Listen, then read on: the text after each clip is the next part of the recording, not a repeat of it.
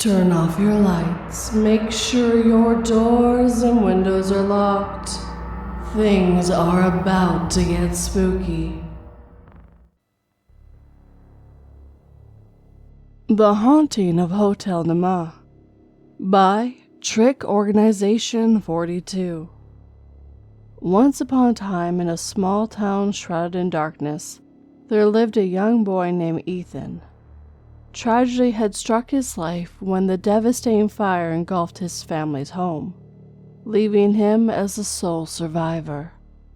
Haunted by the memories of that fateful night, Ethan was determined to find his family, or at least some answers, in the eerie Hotel Nema. Rumors whispered through the town about the hotel's sinister past, but Ethan's desperation overshadowed any fear he felt. Armed with a flickering flashlight and a heavy heart, he stepped into the hotel's dimly lit lobby. The air was thick with unsettling silence, as if the walls themselves held secrets. As Ethan ascended to the first floor, he noticed peculiar paintings lining the hallway, each portrait depicting a family, their eyes hollow and their smiles twisted into sinister grins. Unease crept up his spine, but he pressed on, determined to uncover the truth. On the second floor, the atmosphere grew colder, and the flickering lights cast eerie shadows on the peeling wallpaper. Ethan's heart raced as he stumbled upon a dusty room filled with old photographs. To his horror, he recognized his own face in each picture, but the people surrounding him were strangers. Confusion and fear consumed him, but he couldn't turn back now. With trembling hands, Ethan reached the third floor, where the air grew heavy with suffocating darkness. The sound of distant whispers echoed through the corridor, sending chills down his spine. As he cautiously opened a creaking door, he found himself in a room filled with mirrors, but these mirrors were different. They reflected not his physical appearance, but his deepest fears and insecurities. The fourth floor beckoned Ethan with a foreboding presence. The walls seemed to close in on him, and the floorboards groaned beneath his weight. In a room at the end of the hallway, he discovered a dusty journal. Its pages were filled with his own handwriting, detailing his darkest thoughts and secrets. Panic consumed him as he realized that someone had been watching him, documenting his every move. Summoning every ounce of courage, Ethan ascended to the fifth and final floor. The air grew thick with malevolence, and the flickering lights cast eerie shadows that danced along the walls. In a room at the end of the hallway, he found a locked door. Desperation fueled his determination, and he searched for a key. Finally, in a forgotten corner, Ethan discovered a rusty key hidden beneath a decaying carpet. With trembling hands, he unlocked the door, revealing a room filled with photographs of his family. Tears streamed down his face as he realized the truth. His family had perished in the fire that claimed their home. But the horror didn't end there. As Ethan turned to leave, he caught a glimpse of his reflection in the cracked mirrors. His eyes were hollow, his smile twisted into a sinister grin.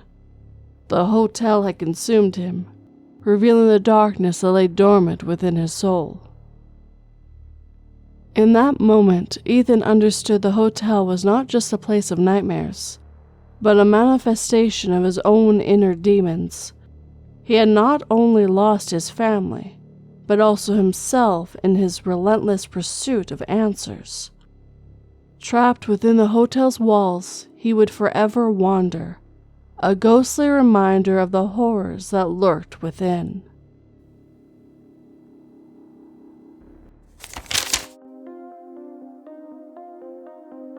I was a horrible person to my mother-in-law, and 3 years ago on her deathbed, she cursed me and swore she would pay me back from the afterlife. Today, my 2.5-year-old daughter inquisitively asked me, "Hey, Dad, remember when I was the older one and you were the young, mean one?"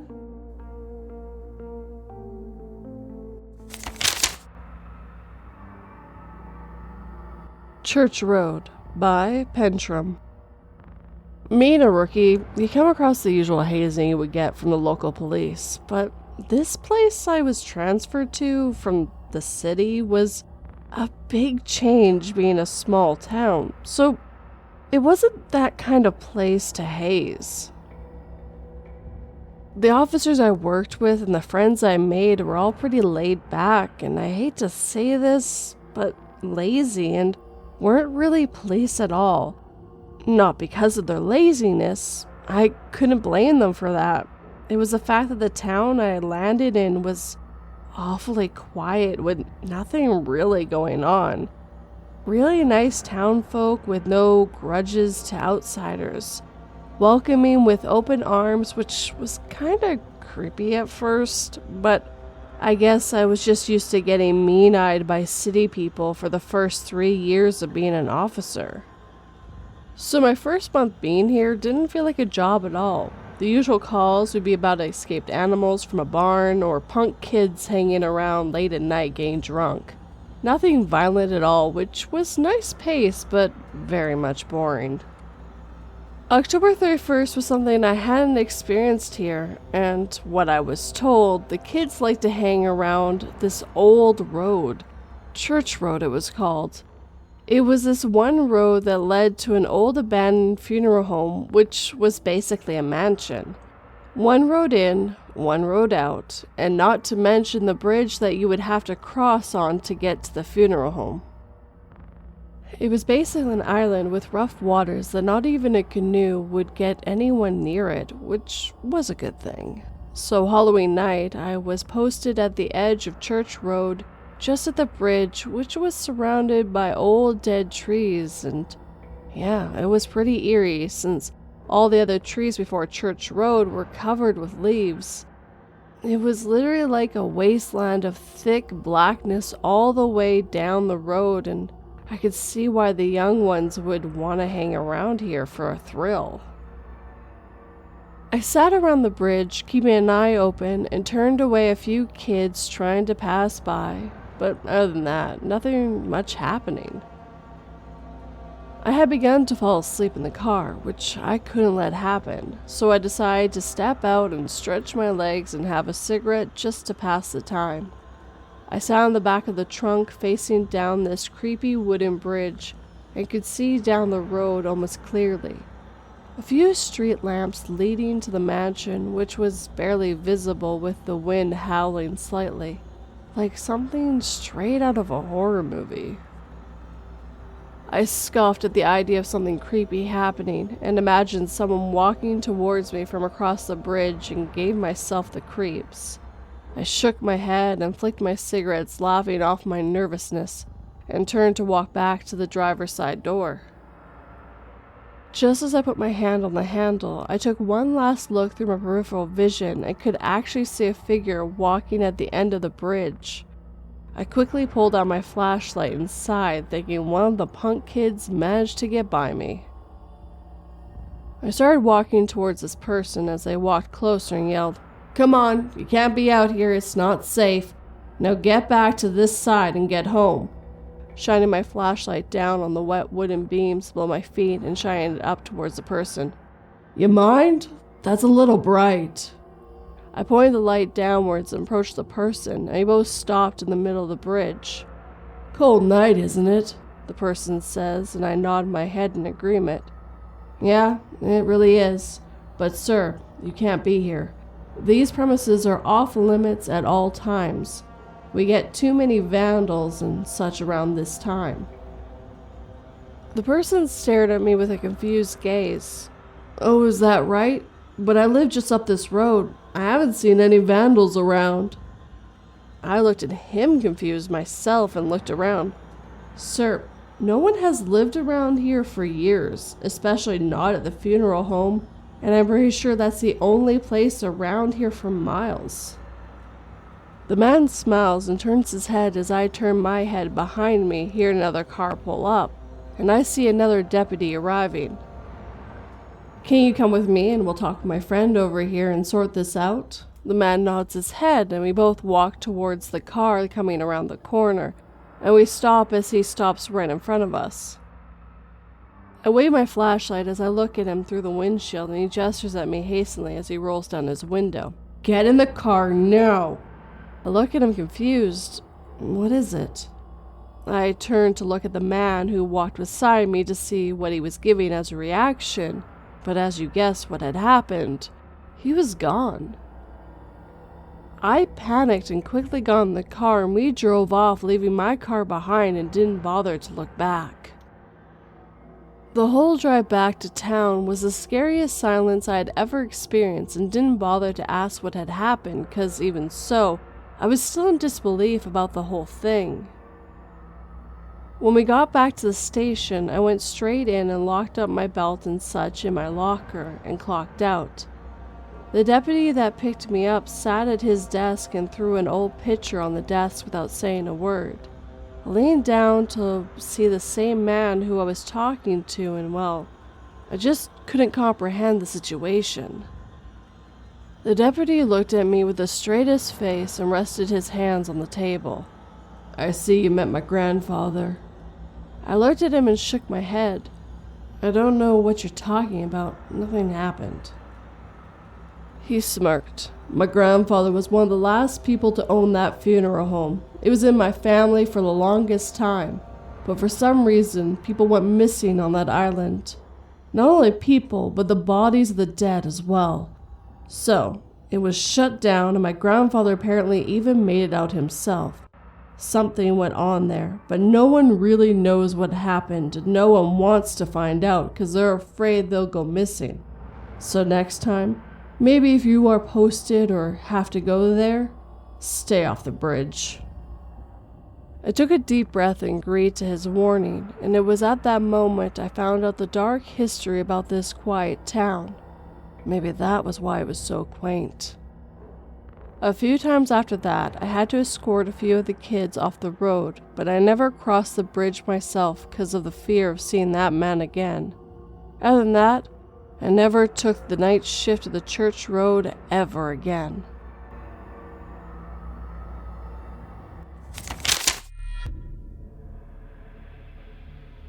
I squeezed my wife's hand as the image of triplets appeared on the sonogram's monitor.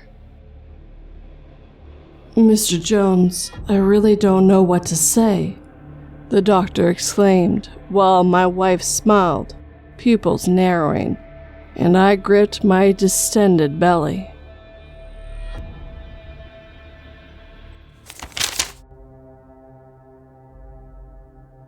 Don't Go Into Impossible Houses by Dr. Blackjack 21. With Halloween season approaching, I decided to get this warning out to everyone I could reach. If you ever come across a haunted house that shouldn't be there, don't go inside. This haunted house pops up between two other houses you already know. It won't be squeezed in like someone built a new house in the middle of these two plots, but rather, it'll be fit in like the whole place was designed that way. It'll be like the street had already been a few hundred feet longer than you remember. If such a house appears out of nowhere, do not approach it, do not knock on the door, and whatever you do, do not cross the threshold. Once you do, your fate is sealed. Unfortunately, no one gave me this warning when I was a kid. Maybe it was new, or perhaps there just weren't many survivors back then. Whatever the case, no one warned me. So when I went up, knocked on the door, and shouted, "Trick or treat!" I did not listen to the small doubt in the back of my mind that told me to run away. Now, every year I have to go back to that living nightmare. After all, I'm on the expected guest list now, and if you don't show up at the haunted house on Halloween night, the house comes looking for you. and from what I've heard, it's much, much worse if you force its hand. The years have somewhat blurred together, but I still remember the first time all too well. I sometimes curse myself for not listening to my doubts when I walked up to that place. But, to be fair, as well decked out as this house was, any kid would expect a bag full of loot. The owner clearly went all out. There were realistic tombstones out front of open graves with the names like Timmy and John dated for that very day. Some people in spooky costumes carried body bags out to fill some of the graves as I walked up. I even remember wondering how often they pulled the bodies back out to repeat this show for trick-or-treaters like me. When you knock on the door, a man that I named the ringleader in my head opens the door and invites you inside. Any sane person would probably take one look at the guy, turn around, and walk away. He looked like someone stapled skin directly onto a skeleton, with no thought of where muscular or fat should exist. His eyes looked like they were so loose in his sockets that if he leaned too far forward, they'd just fall out and roll around on the ground. His teeth were yellowed and broken enough to give any dentist nightmares for weeks to come. He wore a baggy, faded suit complete with long tails and a top hat. On your first visit, the ringleader will ask you the same question you probably heard 1,000 times before. And what are you supposed to be? This is actually one of the few breaks the house gives you. You see, you get one benefit based on what you are. For example, if you say you're a pirate or a ninja, that cheap plastic sword you came in will become real. A dragon might actually get claws and scales and so on. At the time, you might think this is cool, but it's really just a chance for the house to make the game more sporting. And if you manage to survive, you'll be the same thing every time you return until you finally lose the game. Now, I know what some of you are thinking. What were you dressed as when you showed up? Honestly, I don't remember. This may seem like it doesn't make sense, but let me explain. You see, while the other kids around me were shouting things like, "I'm a soldier," or "I'm a princess," I just stood there, frozen in fear. The part of my brain that should have kept me from crossing that threshold finally kicked in, and I could tell that this monster, was looking at all of us as though we were nothing more than slabs of meat. The funny thing is, everyone always talks about the fight or flight response, but many people fail to realize that there's a third option that your brain can pick to override your thought process, and that's freeze. So when the monster, literally wearing human skin, turned to me and asked, "And what are you supposed to be?" I froze. After a few seconds, he grinned and answered for me. "I see we have a coward." At the time, my face burned in shame as the other kids in the room laughed at my new title, but that was the luckiest thing that could have ever happened to me. You see, over the years, I see fewer and fewer familiar faces coming out of the house when I show up for my run. In fact, I've only seen one other person I know in the last 5 years, but we'll get to him in a bit. Nowadays, when I show up, the ringleader checks me off his list and growls when he says my title, the coward, and I can't help but grin smugly at him. It's probably not wise to revoke the house that way, but in all these years, the ringleader has been unable to win our life and death game, and it's all thanks to the title he gave me. Like many haunted places, this house has some rules. Thankfully, it's not a long and complicated list designed to trip you up through sheer complexity. There are only 3 simple things you need to know. The first rule is the Wolfman is in the basement. This is important because despite how innocuous he sounds, the Wolfman is quite possibly the most dangerous obstacle the house has. He's immortal, insanely fast, and impossibly strong. Once he gets your scent, you just have to hope you're close enough to the basement stairs to climb them before he catches you. And if you're not fast enough, you're food. Most of my closest calls came from encounters with the Wolfman. The second rule is to escape the house, you must find the heart of the house. The heart is in a different location every year, and no one will tell you where. You just have to find it, touch it, and get out. That is where being the coward comes in handy. My benefit is I get hunches. Those hunches might be about a new monster or a room you encounter. Best of all, they might tell me where the heart is located. The problem is, it's just a hunch, and it's far too easy to let my hopes or fears get in the way of a hunch. But over the years, I've learned to trust my gut. It's a lot smarter than I am. Oh, and the third rule? It's even more straightforward than the other two. If Mr. Hyde joins the hunt, everyone dies. That's it. You just have to hope and pray that Mr. Hyde decides to sit out another year. You can do a few things to mitigate that risk, but I'm getting ahead of myself. The rest of my first year was pretty forgetful, relatively speaking. There was some ghosts and zombies to run from, and the heart was in the kitchen.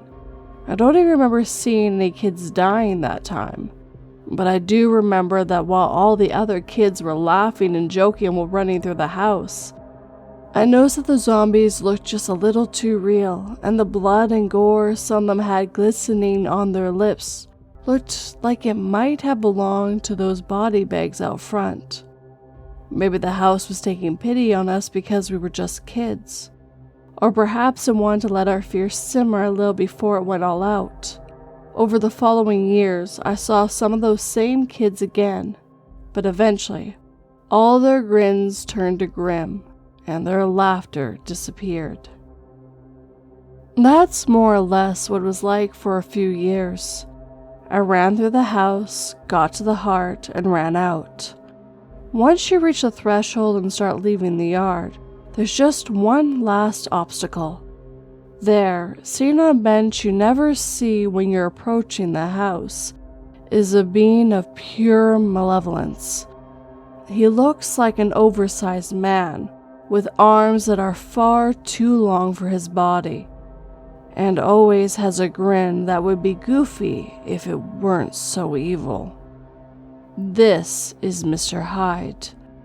You must look at and acknowledge him, usually with a head tilt. Then look away and pray he decides your fear is enough that year.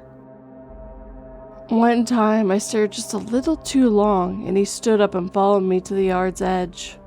The whole time I could feel his hot breath on the back of my neck, and I knew that so much as picking up the pace or turning around, I was dead.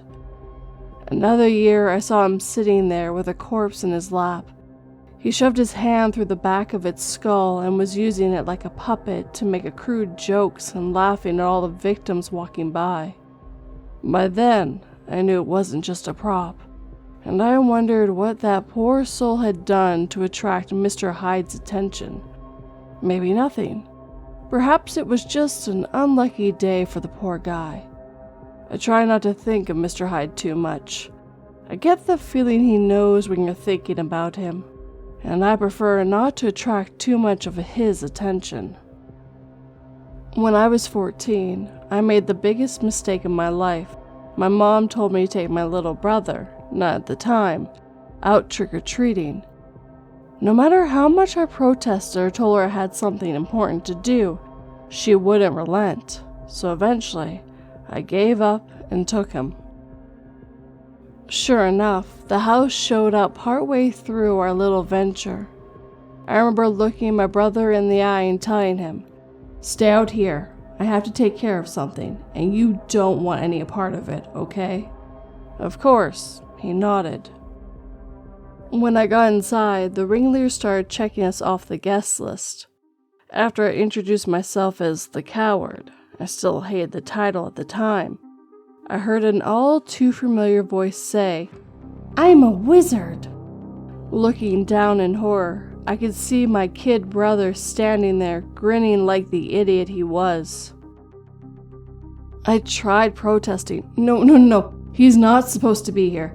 Let him out right now. But the reindeer grinned and answered, all are welcome in the haunted house, and the only way out is forward.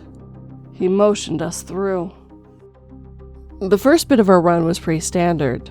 There were a few zombies that were easily dodged, and this time the heart was on the second floor. While climbing the stairs, giant spiders jumped down and grabbed people, then dragged them up into the rafters as they kicked and screamed. One came for my kid brother, but with a swift kick, it fell to the floor below. As the nightmare on 8 legs started scuttling back up the stairs, we ran up and closed ourselves into the first room available. But of course, there's no such thing as a safe room in a haunted house like this, and sure enough, as we turned away from the door, we came face to midriff with a living shadow. It stood tall enough that it had to hunch over in a room more than big enough to house even the tallest NBA players comfortably. I call it a living shadow because its skin seems to absorb light, creating a void wherever it was. I remember it reaching out and grabbing me, and my skin burned from the extreme cold of its touch. But then my brother decided to take advantage of his gift, and I kid you not, he held out his hand like a finger gun and shouted, "Bang!" To this day, I have no idea how it worked or how he knew it would work, but the thing screamed and dropped me, clutching its arm like it had been shot.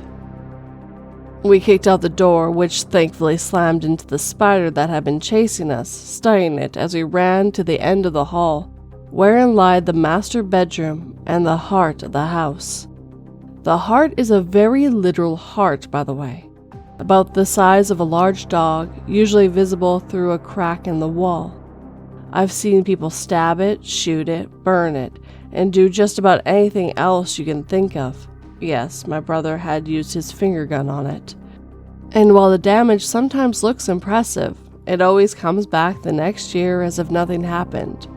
In this case, we merely tagged it and ran back into the hallway, vaulted the banister rather than trying the stairs again, and ran back out the entrance, home free. Of course, now my brother has to run the haunted house every year. We make it a point to go together, as between my coward hints and his magic finger guns, we seem to have a pretty strong advantage against whatever the house wants to throw at us. But that's not to say we don't have our close calls. 2 years ago, the heart was in the basement, and you remember what's in the basement, don't you? For most veterans, the basement is the last place you look, only after you clear the rest of the house. But when my gut says to go downstairs, that's where we go. It went pretty much like every trip downstairs goes. The place is filled with junk piled taller than me and smelled of cement, exposed carpentry, and mildew that many Midwest basements seem to have. The layout changes every year, so you're stuck kind of shuffling about, hoping you stumble into the right room without being caught, listening for screams and trying to go the other way. This time, we got to the heart without incident, which was good, but the wolfmen started chasing us on the way out. As I broke into a run, I could hear the wolfman right behind me, but I figured I had just enough time to reach the stairs. And then I tripped. Falling in the basement is about a surefire death sentence as you get in the house. But sure enough, in half a moment, the wolfman was on me. I still have the scars from where he cut my arm up as I protected my face and throat. My only consolation then was at least my brother got away. However, not a moment later, the wolfman and I looked up in time to see my brother, with both hands making his classic finger guns, as he pointed it right at the wolfman's left eye and shouted, "Bang!" Let me tell you, seeing a full-grown man making finger guns and yelling "bang" with a straight face is quite the spectacle, but you gotta do whatever you can to survive that place. Now, the Wolfman might be immortal, but that apparently doesn't mean he doesn't feel pain, because he sat down and screamed while holding his eye. I could see bits of his skull, white blood, and substance leaking between his fingers. I didn't need an engraved invitation. I placed my foot square in the middle of his chest and kicked for everything I was worth. As the Wolfman flew back, I rolled over and scrambled up the stairs on all fours like a kid who had just turned out the light. We both took a moment at the top of the basement stairs to laugh nervously before hearing an impossibly loud and enraged howl coming from the basement. We decided to not push our luck any longer and got the hell out of Dodge, winking at the ringleader and nodding more respectfully to Mr. Hyde as we passed. That brings us to last year, when at least one of the rules got broken for the first time. My brother and I met up as usual. I smirked at the ringleader as he scoffed at my title. We got past the starting zombies quick enough. Seriously, who dies to those things? But then I got the feeling the heart was out back in the garden. I was just relieved it wasn't the basement, as I didn't want to see the Wolfman so soon after our last encounter. There was a glass passageway between the house and the garden, and this time it was filled with paper cranes floating gently on an unseen current of air, many of which seemed to have tiny rubies glistening on their wings. Of course, nothing in the house is ever innocent, and as we started walking carefully through the passage, the cranes began swooping, and every time they passed by, their wings glide across the skin, giving nasty paper cuts.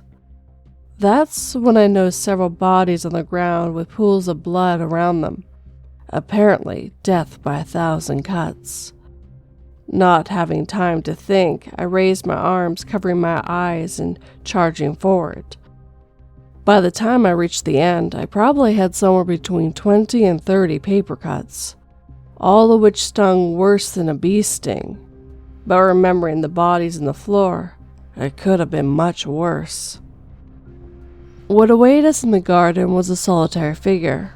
There, standing watch as if he had been plucked right out of an old Japanese movie, was an honest-to-God, heavily armored samurai. His face was obscured by his mask, but I'm reasonably sure that if I pulled down the mask, the armor would have been hollow. However, looking at the bodies besides the samurai that had obviously been cut in two, I decided not to indulge my curiosity. Judging by the placement of the bodies, some had tried to fight and others had tried to run. My brother got ready to fight, and immediately the warrior's hand flew to his sword, but I placed a hand on my brother's shoulder and pulled him back, stepping forward to face the samurai myself.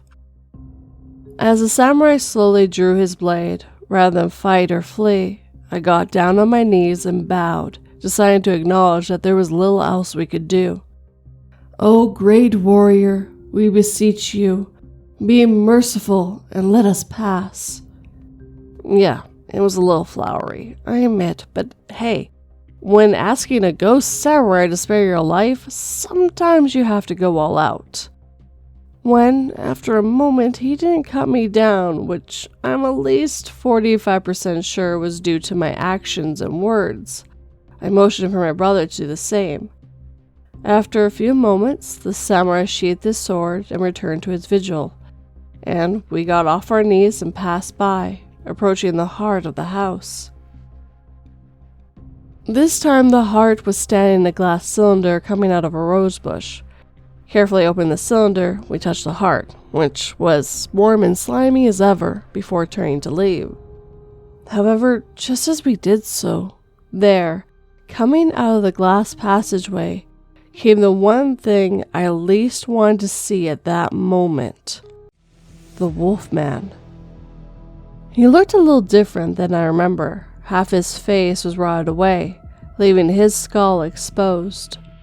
He had maggots wiggling and writhing in the empty socket that had once housed his eye.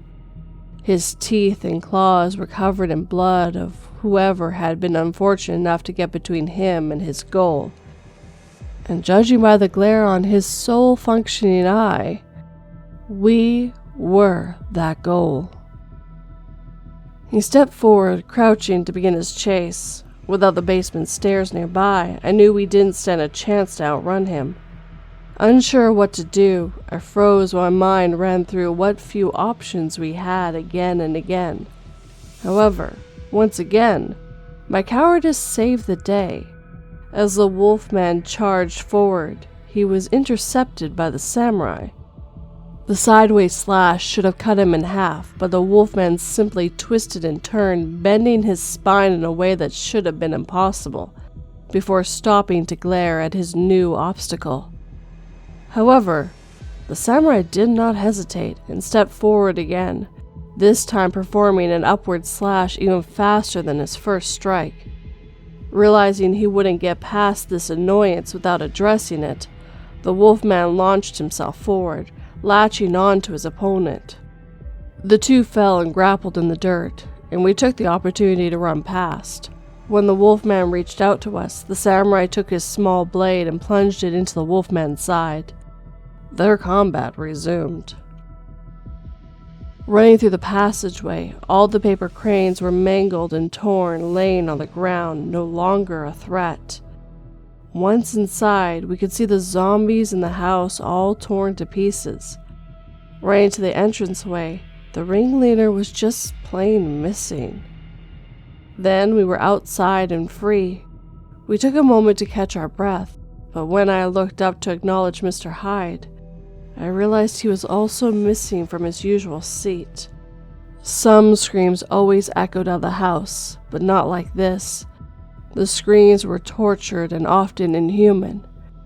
They were also interposed without bouts of manic laughter. Looking at each other, we both nodded and decided to run. We could wait a year to find out what was happening behind us. And that brings us to this year. I don't know what awaits me at the haunted house this time. Maybe it won't even show up. But somehow, I doubt I'll be that lucky.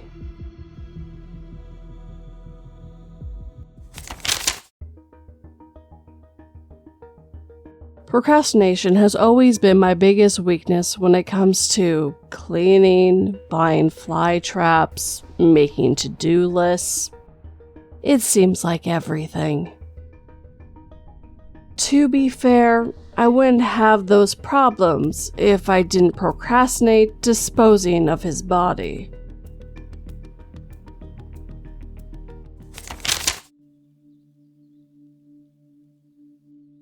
We encountered an eldritch god in the Mariana Trench by Deadbull4572. I never thought I'd be one to come face to face with an eldritch god, but there we were, deep in the Mariana Trench, on a routine mission to explore the depths of the ocean. It was part of a submarine crew, a group of highly trained individuals who were responsible for collecting data and samples to bring back to the surface. We had been exploring the trench for days, with nothing out of the ordinary happening. But on the fourth day, things started to get strange. We began to pick up strange readings on our instruments, one that we couldn't explain. At first, we thought it might be a malfunction with the equipment, but as we descended further into the trench, the readings only grew stronger. It was then that we saw it, a massive otherworldly entity that defied all description. Its body was made of twisting, withering tentacles that seemed to stretch on for miles. Its eyes were like black holes, sucking in all light and matter around them, and it emitted a sense of dread and terror that I couldn't quite comprehend. We were stunned, frozen in fear and awe. It was unlike anything we had ever seen before, and we didn't know how to react. But our training kicked in, and we quickly tried to gather as much data as we could about the creature. As we circled around it, taking readings and samples, we noticed something even more disturbing. The creature seemed to be aware of us, studying us with its unfathomable gaze. And then, with a sudden burst of movement, it lashed out with one of its tentacles, hitting our submarine and sending us reeling. The impact was so powerful that it knocked out our systems, leaving us stranded in the dark ocean. We were trapped, with no way out, and the creature continued to circle around us, almost as if taunting us. For hours we waited, hoping for a rescue team to arrive, but it became clear that we were on our own. Our supplies were running low, and the air was growing thin. But the worst part was the feeling of impending doom that hung over us. We knew that creature was still out there, waiting for us to make a move. We huddled together, trying to come up with a plan, but it was to no use. We were outmatched and outgunned, and there was no way we could take on a creature of that magnitude. And then it happened. The creature began to attack us again, this time with even more force. The submarine shook and groaned under the pressure, and I felt like we were going to be crushed to death. And then, just when I thought it was all over, the creature retreated. It disappeared back into the depths of the trench, leaving us alone and sighing in relief. We were silent for a moment, trying to process what just happened, and then, almost as if on cue, the emergency lights flickered on. We had power again, and with it, a small glimmer of hope. We quickly got to work trying to repair the damaged systems and come up with a plan to get out of there. It was a race against time, and we knew that creature could come back at any moment. We breathed a collective sigh of relief as we pulled to the surface, and I couldn't help but feel a sense of gratitude for being given a second chance at life. Looking back on that experience, I still can't explain what we saw down there, but I know that it was something beyond our understanding, something that defied all logic and reason. And as we made our way back to the safety of land, I couldn't help but wonder what other unknown creatures and mysteries lay hidden in the depths of the ocean. I knew that we had just scratched the surface, and there were still many secrets waiting to be uncovered.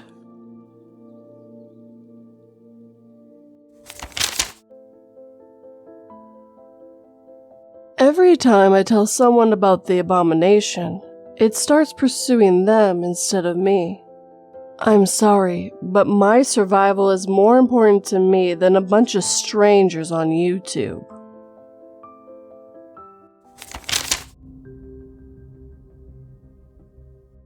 Some of the children are not really children. By Flimsy Payment 9927. I'm going to tell you something that happened to me last Halloween. I've had a hard time coming to terms with what happened, and I've only been able to trust one other person with my story. He suggests that I tell it here. I brought this up with my psychiatrist several times, and she's written it off as stress-induced acute psychosis. Let me be clear. I have no history of mental illness, though I was struggling with some lingering grief at this time. I am certain that what I witnessed was not a result of this grief. Last year, I took my children trick-or-treating like I do every year on Halloween. Unfortunately, it fell on Monday and I had to wait for the kids to get out of school before getting them ready. The days started off dreary and the misty showers continued until late afternoon, which was absolutely ideal. When 3:30 came, the kids were excited to get their costumes on and head out. They looked adorable, and their joyous anticipation was contagious. I was absolutely reeling with vicarious excitement. Halloween was my favorite, and it was pure bliss to hang out with the kids on a spooky, drizzly night. The first 30 minutes or so went as expected. The kids darted from house to house, stopped to show me the variety of candy they had collected. It was good. It was normal. Eventually, we ended up at a small house about 2 blocks down from our own. I had seen this particular house many times during my walks, but nothing about it stood out to me. It was a plain, modest-looking yellow house with virtually no lawn decorations or vegetation, other than a small lawn and a single maple tree. There was no porch light, and there didn't seem to be any lights on the house, so I told the kids we should move on to the next in case the owners were away or didn't want to be bothered. But you know how kids are. It was Halloween, and they were wired for extortion. This house may have had candy, and there was an opportunity they couldn't pass. I figured it couldn't hurt, but something in my mind told me to walk up to the front door with them instead of hanging out back near the sidewalk. They knocked modestly on the door and waited a few moments. As the door creaked open, a small elderly woman peeked into the opening and gave a light, tired-looking smile. I half expected a terrifying, devious witch, but I was pleasantly surprised to see that she was quite normal. She was probably just not that into Halloween. She placed a couple of pieces of candy into the kids' bags and nodded in response to their thanks. I smiled politely and thanked her and turned to leave when she beckoned me with a curl of her fingers. "Yes, ma'am," I replied and leaned in to hear her. "You have beautiful children, and I know you celebrate an innocent fun." Oh God, she's going to tell me about the unholy pagan occult blasphemy that is Halloween, I thought. "Some of the children out tonight are not really children." I don't know how long I stood in this woman's doorway with what had to have been the most impolite look on my face. I started to ask her if she was referring to older teenagers because I had heard people complain about that before, and it agitated me a bit because I'd be collecting candy too if it was socially acceptable. "You'll be able to see it if you pay attention. Something will be off. The portions of the limbs, the sounds of the voice. Something of them aren't children." "Ma'am, I'm only telling you this because one of them is following you," she said, clearly trying to be delicate, but there was a haste in her voice. My heart sank. Sure, she was likely declining a bit cognitively, but her words shot through my veins and left behind an icy suspicion. I felt nauseous and had enough of the encounter, so I simply walked away.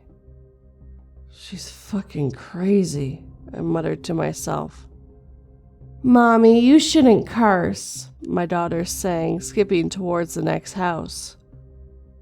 I chose to shake off what the woman had said and continued enjoying the night with my kids. We continued this way, house to house, until I could tell their little feet had grown tired. They started dragging behind me a bit, and I decided to head back towards our house. It was a bit darker than when we started out, and the temperature dropped quite a bit. Now, we had just moved to this neighborhood about 6 months before, and I really prioritized the kids getting the opportunity to make friends. There was a few instances throughout the night that both of them saw other kids from their classes and said hello, or even walked with them for a few houses before going their separate ways. I made polite conversation with their parents and smiled and waved to the kids' friends, but I didn't explicitly remember any names or faces. So when a boy looked about my son's age called out to him from a couple houses down, I wasn't sure whether we had encountered the kid earlier in the night or not. "Aiden!" he waved excitedly to my son like second graders do. He looked quite a bit like my son, but lankier with long, dark hair. My son waved back shyly, as he always does, and the boy came running awkwardly over to us. "Aiden, I like your Fortnite costume." Aiden looked uncomfortable, but he always kinda did when confronted with unexpected social situations. He thanked the kid and turned to walk in the direction of our house. "Are you in Aiden's class?" I asked, trying to sound polite even though I was dead tired. "Oh no, I see him at recess," he responded excitedly. In hindsight, his gleeful giggle was a little excessive. "Okay, well, we're heading home. Are your parents nearby?" I asked with general concern, since I didn't see any families around anymore. He started nervously. "I don't see my dad now, but he must be weighing down the block towards my house." He pointed in the direction we were going. "I'll walk with you until we get there," he declared instead of asking. So we continued walking, the kids chatting among themselves. Well, more so my daughter asking Aiden's recess friend a plethora of questions, and he answered with short answers and frequent giggles that began to sound more and more forced. Aiden looked as uncomfortable as ever, and I realized just how tired my feet were, just how dark it had gotten. The drizzle had stopped, but a mist lingered in the air, making the air heavy. "Mommy, what did the lady say to you at the yellow house?" my daughter asked. "Nothing, baby. She was complaining about teenagers." "Mommy?" "Yes, baby." I was exhausted. My daughter lowered her voice to a whisper. "I've never seen him at recess. I don't think Aiden has either. He didn't even know the name of our school, and we've been walking for a very long time. When will we be home?" "Honey, I checked my phone. How was this the first time I checked my phone? 11:54. Fuck. What the fuck? "Mommy, I'm scared. I want to go home." My heart began to race, and my legs turned to jelly. "Guys, when did it get so late? I looked at the little boy standing in front of us, his face shifting continuously back and forth from the excited and nervous smile he had shown at first to a solemn and indifferent stare, then to a manic sneer of duperous delight. This experience kept looping from one to the next to the last, over and over. It felt overwhelmingly strenuous to look away, but the sound of fear in my children's voices was enough to sober me for longer stretches of time. I closed my eyes tight, gripping both of their arms tightly. "Aubrey, Mommy's confused. Tell me what's going on." "We kept trying to walk and you kept stopping and staring at him. We kept yelling for you to stop. Please, Mommy, I want to go home." With my eyes shut tight, my hands gripping their arms tightly, I shouted, "What the fuck are you? What do you want?" His voice was shrill and distorted. "Spare 5 minutes more. We're nearly there now. I've gotten to know you so deeply, Catherine." I could feel the vomit rising in my throat and my chest was on fire. I wasn't confident that my legs could carry me. "Guys, run home. Now, I'll follow." My brave and gallant babies obliged. "Don't leave this unfinished. You'll force me to show up again." I ran as fast as I ever had to catch up to the kids and pull them inside our home. I said this at the beginning, and I'll say it again. Almost nobody believes me about this. My kids knew something was wrong with Mommy and something was off about the boy, but they aren't able to quite put it together, and honestly, neither am I. I'm sharing this because I may save someone's life. I don't know what this entity is, but it looks very much like a child, and it completely removes you from reality. If you encounter a child you don't know on Halloween this year, look for signs that something's off. The limbs, the voice, the demeanor. If anything feels wrong, do not engage. Something was left unfinished that night, and I believe it's coming back for me.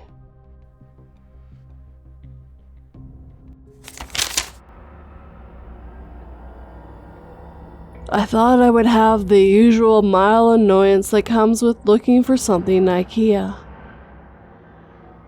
And with not finding the entrance and exit as normal, it seems like I'm walking through the same place over and over.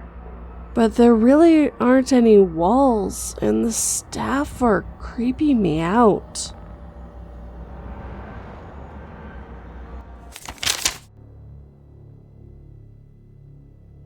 Never buy a Halloween mask from a yard sale. You could be getting more than you bargained for. By Horror Writer 1717, aka Michael Kelso. I always loved taking my little 8-year-old daughter Chrissy trick-or-treating ever since she was old enough to walk. I dressed her up like a ballerina or a princess or whatever cute character would draw the most smiles and, "Oh, aren't you adorable?" comments. If I had known how things were going to end, I never would have taken her trick-or-treating in her entire life. It had started in late September when I hadn't picked out an outfit for Chrissy yet. We were hitting the end of the season's yard sales, and the neighbor had told me that one we were going to had lots of Halloween costumes. When we got there, I discovered she wasn't kidding.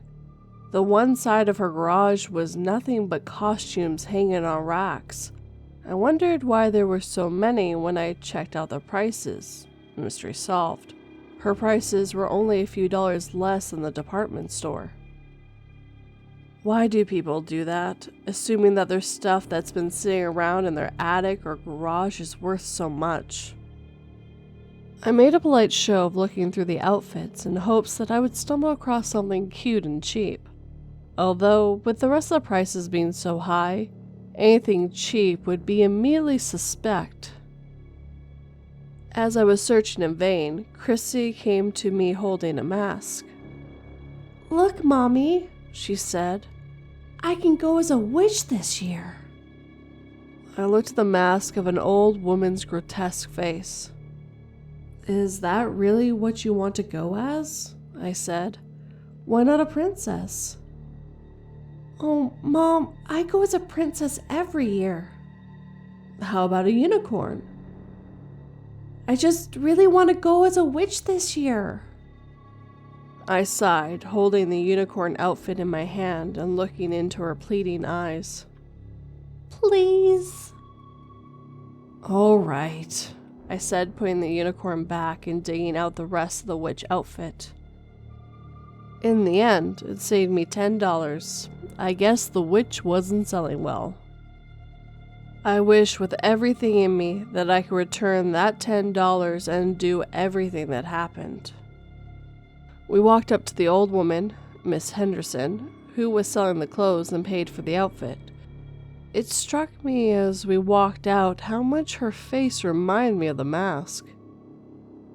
We were barely in the door at home until Chrissy ran off with the outfit to try it on.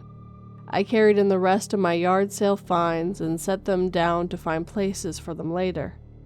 I turned around and my heart skipped a beat as a tiny witch stood staring at me. "Oh, Chrissy," I said, "you nearly scared the life out of me." "I'm sorry, Mommy," she said, but it wasn't Chrissy's voice that came out. It sounded higher pitched and garbled. "I see the mask has a little bonus to it," I said. "That's not all," she said in her modified high-pitched garble. "Looking through it's really cool too." It was a little disturbing hearing the voice, but knowing it was my daughter saying the words. If she were older, I'm sure she would use this to scare me several times before Halloween came around. "Let me see," I said. She had a little difficulty taking the mask off, but when she did, I put it on and looked through the red lens that were sewn in. It made the world look a lot different. Not just the color, but there seemed to be an aura around objects. I shrugged it off and lunged at Chrissy, saying, "Boo!" She jumped and squealed as I chased her around the table. "I'll get you, my pretty," I said as I chased her into the living room. She dove onto the couch and tried to hide behind some pillows. I slowly circled the couch, closing in for the kill, when I saw something dart away out of the corner of my eye. I didn't think she could move that fast, but I pursued the new target down the hallway towards the bedrooms. "Mommy, where are you going?" I heard Chrissy say behind me. I pulled off the mask and she was standing in the living room by the couch watching me. I glanced back at the hallway and shrugged it off.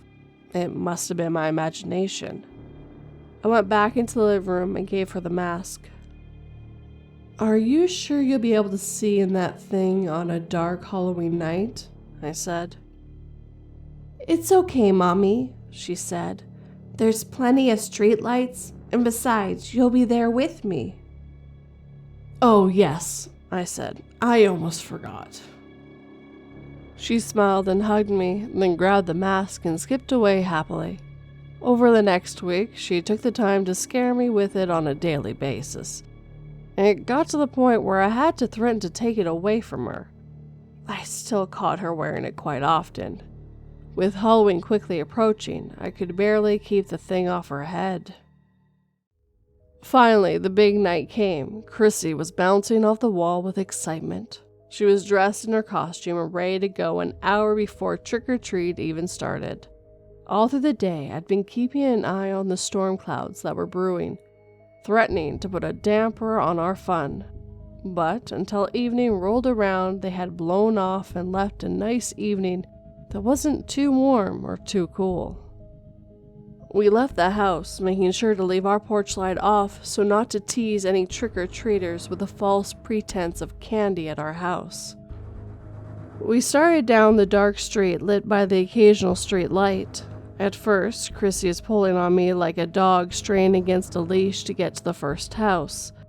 But as we walked, she drew closer to me. The first house was everything you expected. The nice woman who answered the door asked, "And what are you supposed to be?"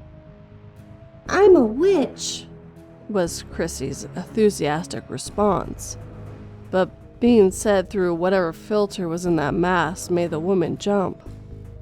"Oh my," she said. "That's quite a costume." She politely held out the bowl for Chrissy to choose 2 candies from, then disappeared back into her house.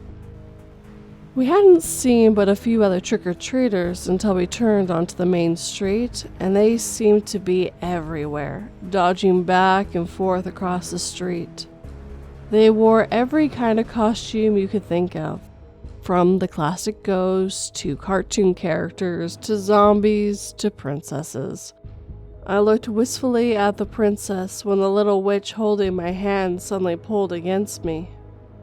"What's wrong, sweetie?" I said as she huddled close to me. "I'm scared, Mommy," she said in that high-pitched screeching voice the mask somehow produced. "Of what, baby?" "The monsters." I looked and there was a zombie, Frankenstein, and a werewolf walking together towards us up the street. "Baby, they're just costumes," I said. "Just like every other year."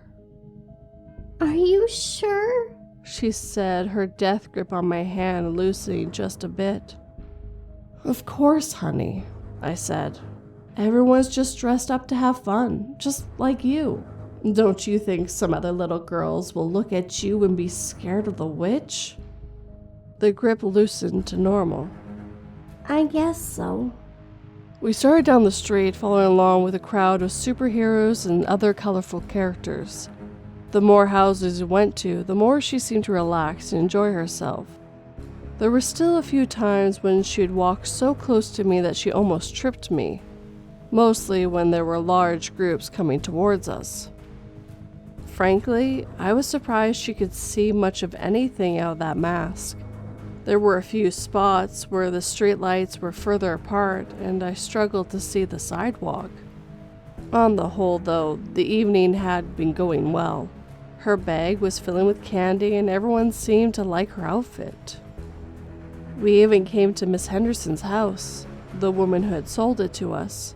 When we stood at the end of her walkway, Chrissy hesitated. Are you sure the monsters are pretend? She said, looking up at me with that disturbing mask. Of course, sweetie. Go on up to the door. A group was just leaving as Chrissy walked up. Ah, I see my costume has come home, Miss Henderson said, dressed as a witch herself and sounding much like the voice the mask made. Trick or treat, Chrissy said. She stared at her for a moment as Chrissy seemed to stare at nothing on the porch beside the woman. She glanced over at the empty porch and leaned down to whisper something to Chrissy's ear while she held out the candy bowl. Chrissy nodded her head as she grabbed 2 pieces of candy and darted away from the woman. I smiled and we walked towards the next house. As soon as we were out of sight, I pulled her aside. What did that woman say to you, Chrissy? I said. For a long moment, the tiny witch eyes stared at me silently. She asked me if I liked the mask, she said. I looked into those red plastic lenses, completely unable to tell if what she said was the truth. I paused and took a deep breath. I think maybe we've had enough trick-or-treating for the night, I said. I think so too, she said, much to my surprise. Can we go home now? I looked at her half-full bag of candy that didn't have nearly as much in it as the other Halloweens, but she'd been acting odd the whole time. Sure, sweetie, I said, smiling. Let's head home. We crossed to the other side of the street at Chrissy's urging, so we wouldn't have to go near the woman's house again.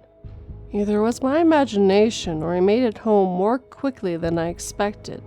I was nearly out of breath when we opened the door and Chrissy dove inside, ripping off the mask and costume. She ran to her room and changed into her pajamas, then came back out and gave the costume and mask a wide berth as she went to the couch. It's not quite bedtime yet. Do you want to watch something on TV? I said. No, I'm pretty tired, she said. I think I'll go to bed. Good night, Mommy. She started towards her bedroom. Don't you want any of your candy? She looked from me to the bag of candy sitting on the end of the table. I'll have some tomorrow, she said. What about your costume? She stared at it lying on the floor. I don't want it anymore, she said, and then went to her room and shut the door. I stared at her as she went. I couldn't imagine when she wouldn't dive into her candy. Usually I had to limit her so she wouldn't go to bed with a sugar high. I stepped over and picked up the costume, sighing at the wasted money, but happy she enjoyed it, if only for a little while. I walked over to the trash can and threw the costume in. As I held the mask, I felt like I had to look through it one more time. I put it over my head and the world was instantly bathed in red. I looked around and for whatever reason the aura surrounding objects seemed brighter. I was about to take it off when I saw something dart off to the side. I ripped the mask off and looked where I had seen the movement, but nothing was there. I tossed the mask into the garbage and did a slow lap around the room, searching for anyone who may have been trying to play a prank on me like a certain little former witch. I smiled as I looked from hiding place to hiding place, knowing she was trying to sneak up on me and scare me. It was the only thing that made sense. She had passed up on the candy and her precious costume to throw me off guard so she could sneak up on me and give me a Halloween scare. I finished my circle through the room without fighting her, then ended up by the locked front door. I made my way back to the hall expecting to be surprised at any moment. My biggest surprise was that it never came. I stood in front of Chrissy's door and slowly opened it, peeking inside. I saw her fast asleep, or doing an excellent job of faking being asleep. I shrugged it off and went to my bedroom. My head hit the pillow, and I was soon fast asleep. I woke up in the middle of the night, knowing something was wrong. I sat bolt upright and scanned the room. Beside my bed stood a shadowy figure. My heart froze as I went into full panic mode. Someone was in the house, and they were standing beside my bed. I threw myself to the other side of the bed and fumbled for the light. When I turned it on, I saw Chrissy standing there wearing the witch mask. It took a minute to let my heart return to normal before I said, "Chrissy, honey, you scared me," I said. She didn't reply. She just stood there still as a statue. I had to watch her chest rise and fall just to be sure she was still breathing. "Chrissy, why did you get the mask out of the garbage?" She didn't move. "Chrissy, honey, why don't you take off that mask and go back to bed?" She remained still. I slowly crawled across the bed and stood beside her. My hand hesitantly reached towards her and pulled off the mask. To my surprise, her eyes were closed. It was as if she was still asleep. "Chrissy?" I said gently, rubbing her shoulder. Her eyes fluttered open and she looked at me. "Why did you wake me up, Mommy?" she said. "You were sleepwalking, baby." "I was?" "You took the mask out of the garbage and put it on, then walked to my room." "I don't remember that." "That's how sleepwalking works, baby. Usually don't remember." "I'm tired. I'm going back to bed now." I kissed her forehead. "You sleep good now," I said. She walked out of my room, leaving me holding the mask. It stared at me with its empty red eyes, making me feel more than a little uncomfortable. I leaned down and put it in my bottom nightstand drawer, then turned off the light and tried to go back to sleep. But sleep did not come easily. I tossed and turned for hours. Every time I would drift off, a vision of the mask would invade my dreams, and I would be startled awake, absolutely certain that someone had just been in my room. But each time the room was empty. No sleepwalking Chrissy, no villainous stranger hovering over me. When morning came around, I stumbled for the coffee maker to try to get myself moving. "Morning, Mommy," Chrissy said cheerfully, sitting on the kitchen table watching TV while eating a bowl of cereal. I mumbled something like morning as I stumbled through making a fresh pot of coffee, mixing it extra strong. "Didn't you sleep good, Mommy?" she said in her cheerful little voice. "No, I didn't, thanks to a certain little visitor in the middle of the night," I said, trying to keep the edge out of my voice. "Who?" "You," I said. "You came into my room in the middle of the night, wearing and scaring me nearly half to death." Her little brow furrowed. "I didn't get out of bed at all last night, Mommy." "Yes, you did, Chrissy," I said. "You dug that witch mask out of the garbage and wore it into my room." "You threw my mask in the garbage?" "Yes, I did," I said slowly. "I thought it scared you so bad you didn't want it anymore." Her eyes became unfocused as she seemed deep in thought. "Maybe I just was tired last night. I didn't want you to get rid of my mask." "Then how did you?" I said as a news flash came over the TV. In local news, a 63-year-old Martha Henderson was found dead this morning. Police are investigating, but it appears someone broke into the woman's house late last night and assaulted her. She was pronounced dead this morning by the coroner. The cause of death? Multiple stab wounds. A picture of the woman flashed up on the screen. "Look, Mommy, the lady we bought the mask from," Chrissy said. It hadn't dawned on me until she pointed it out, but she was right. The lady from the yard sale, who lived only a short walk away, was brutally stabbed to death last night. I thought back to Chrissy standing in my bedroom and shuddered at the fact that some crazy killer could have been hovering over me, or even worse, hovering over Chrissy last night. I shook the thoughts away as I glanced at the clock.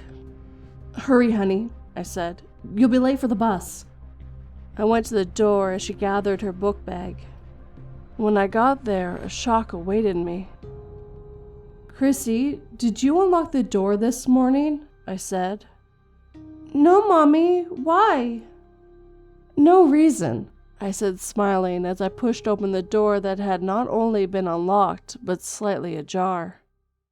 We stepped out into the cool November morning air, streetlights still glowing as the sun fought to rise over the horizon. I pulled her jacket tight around her and zipped it up. "You have a great day at school," I said as the bus pulled up. "I will, Mommy," she said with that infectious smile. The bus slowed to a stop and Chrissy waited in line with the other kids to get on and be carried away to school. I waved as it drove away, glancing at the other mothers. Usually there would be some idle chit-chat between some, but today everyone quickly dispersed back to their houses. I told myself it was because of the cold, but I knew they were all thinking the same thing as me. There's a murderer running loose around our neighborhood. Everyone was getting back inside their house as quickly as possible and double locking their doors. I stepped through my own door and examined the lock as if it had somehow betrayed us. I locked and unlocked it several times to make sure it worked, and then, once I was satisfied, I closed it and locked it. I changed my work clothes of a dress shirt and jogging pants, then sat down at my laptop. Telecommunications had been both a blessing and a curse. Staying home was great for a while, but soon I began craving actual face-to-face social interaction. Video meetings on the computer just weren't the same, and after the shocking news this morning, I wasn't feeling very secure at home. I would have felt better around other people. The day seemed to drag on as I found myself often distracted by shooting furtive looks towards the window as I expected someone to crash through one and murder me at any moment. I found myself coasting through the day, fighting to keep my focus on my job. When the knock came at the door, I nearly jumped out of my skin. I approached it slowly as if I was about to be attacked. When I looked out the peephole, there was no one there. A chill ran down my spine when there was another knock just as I turned away. I stared at the door knowing no one was on the other side and wondering what kind of supernatural dream state I had fallen into. Was I asleep at my keyboard and having a nightmare? The knock sounded again, but this time there came a voice with it. "Mommy, why is the door locked?" Chrissy said. I stepped back to the peephole and looked out. There stood Chrissy. I unlocked and ripped the door open so fast she jumped back. "Why weren't you outside waiting for me?" she said with betrayal reflecting in her eyes. I glanced over at the wall clock and sure enough, it was time for her to be home. "I'm so sorry, sweetie," I said. "Mommy must have gotten busy and time got away." "Why did you lock the door?" "I felt like locking it." She looked at me with this odd, knowing look. "Was it about the lady who got killed?" "Maybe," I said, trying to be non-committal. "Do you think whoever did it is still around?" she said as if she was just asking if it was going to rain tomorrow. "Are you hungry?" I said. "Let's get a snack." I spent the rest of the evening helping with her spelling words and playing games. It was a wonderful time. After supper, we watched her favorite show and then went to bed. "Good night, Mommy," she said as I tucked her in. "Don't be afraid. Everything will be all right." I considered asking what she meant, but in the end, all I did was smile and say, "I know," while I stroked her hair. If only I'd known. I woke up in the middle of the night, startled again by Chrissy standing at my bedside. "Oh, Chrissy, you need to stop scaring Mommy like that," I said, looking into the eyes of the mask she was wearing. "Wait a minute." "Chrissy," I said slowly, "how did you get that mask back?" She didn't answer me for a long moment. "My friends gave it to me." "What friends, honey?" The same ones I saw on the street on Halloween, she said. The ones you said were just pretending to be monsters. A chill ran down my spine. When did you talk to these friends last? Tonight, when they gave me the mask back, she said. They're not happy that you keep throwing it away. I took a deep breath and tried to stay calm. I threw it away because Halloween is over. Not for them, she said. They dress in their costumes all the time. The monster costumes? She nodded. And you can see them in their monster costumes? I said slowly. Only when I wear the mask. My hand darted out and tried to grab the mask and take it off her, but she dodged and backed away. I heard a high-pitched cackle come from the mask, remembering how it changed her voice. They said you might try that, she said. They told me about a fun game we can play. She skipped away as I jumped out of my bed and followed her. She ran down the hall to her room and darted inside. I peeked around the corner, not sure what I would find. Chrissy was standing on the other side of her bed, looking at me through that horrid mask. They gave me some fun new toys to play this game with, she said, reaching under her pillow and pulled out 2 butcher knives that looked like mini swords in her little hands that barely wrapped around the handles. My eyes grew wide. What if I don't want to play this game? I said. She looked off to the side as if seeing something I couldn't. They said they wouldn't like that at all, she said, lowering her voice. It would make them angry. I glanced in the direction she was looking, but didn't see anything. Just then, Chrissy jumped up on her bed and dove at me, swinging the knives. I was caught completely off guard. One of the knives caught my forearm and slashed a long gash in it. Chrissy! I yelled, but she was still coming at me, swinging the knives. Come on, Mommy, play! She said in a maniacally high-pitched, masked voice. I dove to the side, feeling knives slice my forehead, then ran out of her room into the kitchen. You hurt Mommy, I said as I ran. Don't worry, Mommy, she said. It's just like a video game. After you die, you respawn. I couldn't believe what I was hearing. There was something that mask was doing to her. I had to get it off her any way I could.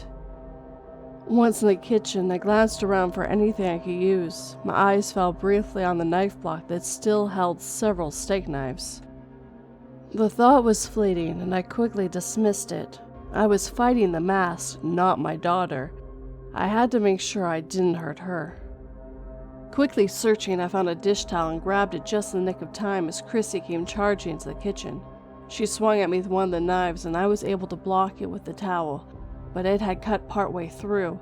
I quickly wrapped the remaining towel around the knife and pulled it out of her grip. She stumbled and fell to the floor. I was on top of her in an instant. She kicked and flailed, swinging the remaining knife at me, just missing my face by inches.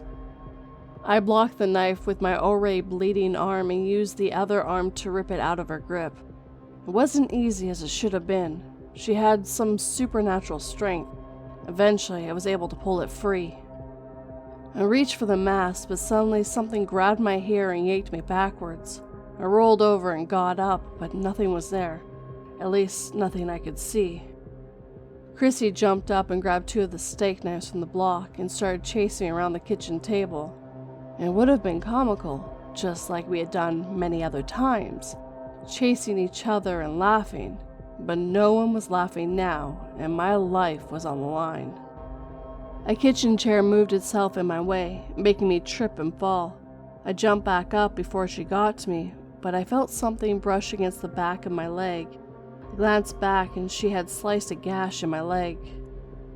We continued around the table, but I knew I had to go somewhere I could use open space to run away and get some distance between us. You're not as fun as Miss Henderson was, I heard the mask say. She screamed and begged like a good little girl. She didn't run like you. The shock hit me like a sledgehammer.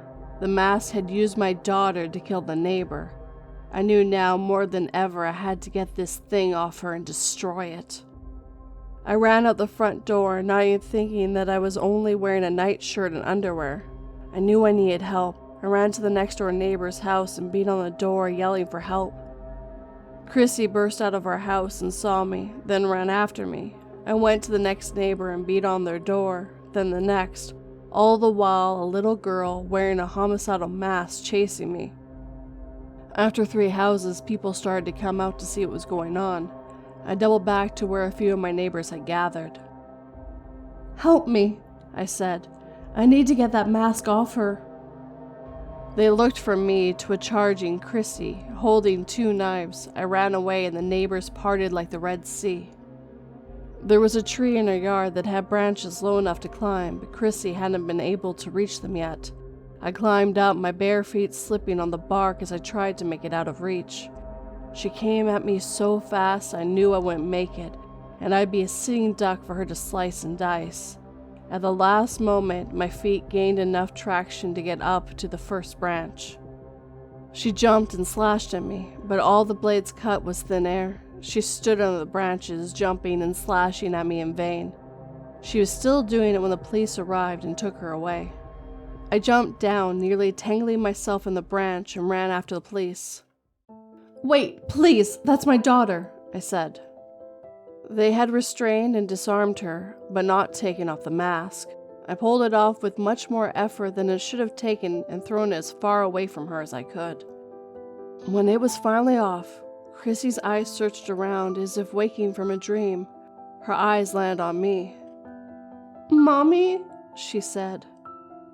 "Yes, sweetie," I said, wrapping her in a big hug. Ma'am," one of the officers said. "Are you sure that's wise? This girl was trying to kill you." "It wasn't her, it was that thing," I said, pointing at the mask, but it was gone. I visit her every day in the mental hospital. The staff there are quite fond of her and say she's the most delightful patient they ever had. None of them believe why she's there. They all say it must be some mistake.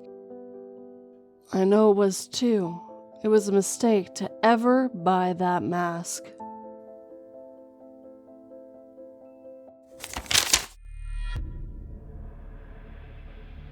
"The police are finally here," I said, rushing to unlock this safe room's door.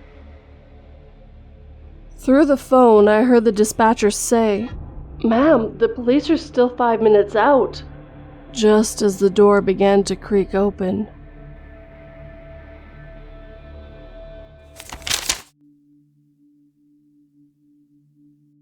The Forgotten Room by Verrgasm. My father once told me, in one of our rare familiar moments of sincerity, that the men he sentenced to die were lower than even the filthiest disease-ridden vermin, that by punishing them so severely, he was in fact performing a divine service. A service not simply in honor of the crown, but unto God himself. Ours was claimed to be a domain which belonged to the Lord, and therefore to the English Empire. It is in my opinion that he did generally believe in such rhetoric with all of his heart, which surely is a testament to how he was able to find restful slumber in the night, year after year, as the wails of the damned permeated the castle walls. All the while, beyond the confines of our home, hundreds more were slain by the day under similar such orders. It is with this testimony, which I give according to nothing more than my own free will and insurmountable and eternal guilt, that I hope to dispose my father's sterling reputation among the populace, that I may bring forth into light and make known the horrendous truth of his deeds to the fullest possible extent, so that people will know that they do not revere a stellar hero of war and battle, but instead a calculous monster most vile and wicked. My sworn mission throughout the remainder of my life shall be to purge the contrived collective memory which has been erroneously constructed around my father, following his death some 6 years ago to this day upon writing. This is my confession, as both a still patriotic subject of the crown, and as a remorseful human being under God's watchful sight. My soul cannot find respite beneath the weight of what I have seen. The burden is simply too great. Throughout my childhood years spent sequestered within the castle living by my father's outsourced care, I recall that a tremendous effort was made to keep me firmly away from the carnage of the orders handed out during those dark times. Whether this was done out of some obscure parental love which I never truly saw, or if it was simply to assuage the doubt possibly simmering in the background of his own fanaticism, I shall never know. But I was consistently and relentlessly refused from venturing too far into certain areas of the property. In fact, the very presence of the dungeon complex itself escaped my naive perception until I was already a man of 15 years. At which point, owing to a tempestuous resolve of young rebellion, I found myself sneaking beyond my father's ever-present grasp as night fell and the guards became less vigilant. The excursions were only slight at first. I would make trips to the pantry where I would prepare my own food, a joy which I maintain to this day. Or I would venture into the courtyard to gaze at the stars above and marvel at the complexity of the infinite. It was there, looking upwards into the twinkling perpetual beauty, that I first began to unravel the frightful revelation which would kill that sense of wonder within me forevermore. I would hear the muffled groans, the wailing, the screams. They were somewhat sporadic, but ultimately undeniable, and so wildly apparent in their abject suffering. So I stopped making trips to the courtyard entirely, unable to stomach the frightening calls for mercy from which I knew not where they came. At first, and it does embarrass me so to make my naivety known in such a public way as this, but I thought perhaps the castle may be inhabited by a number of restless spirits. I shall never forget my father's response when I brought those concerns to him in child earnestness. He bellowed, laughing and without the slightest remorse, that those old ghosts were no longer in a position to harm any decent folk in any way anymore. They are to be forgotten, like any other such refuse.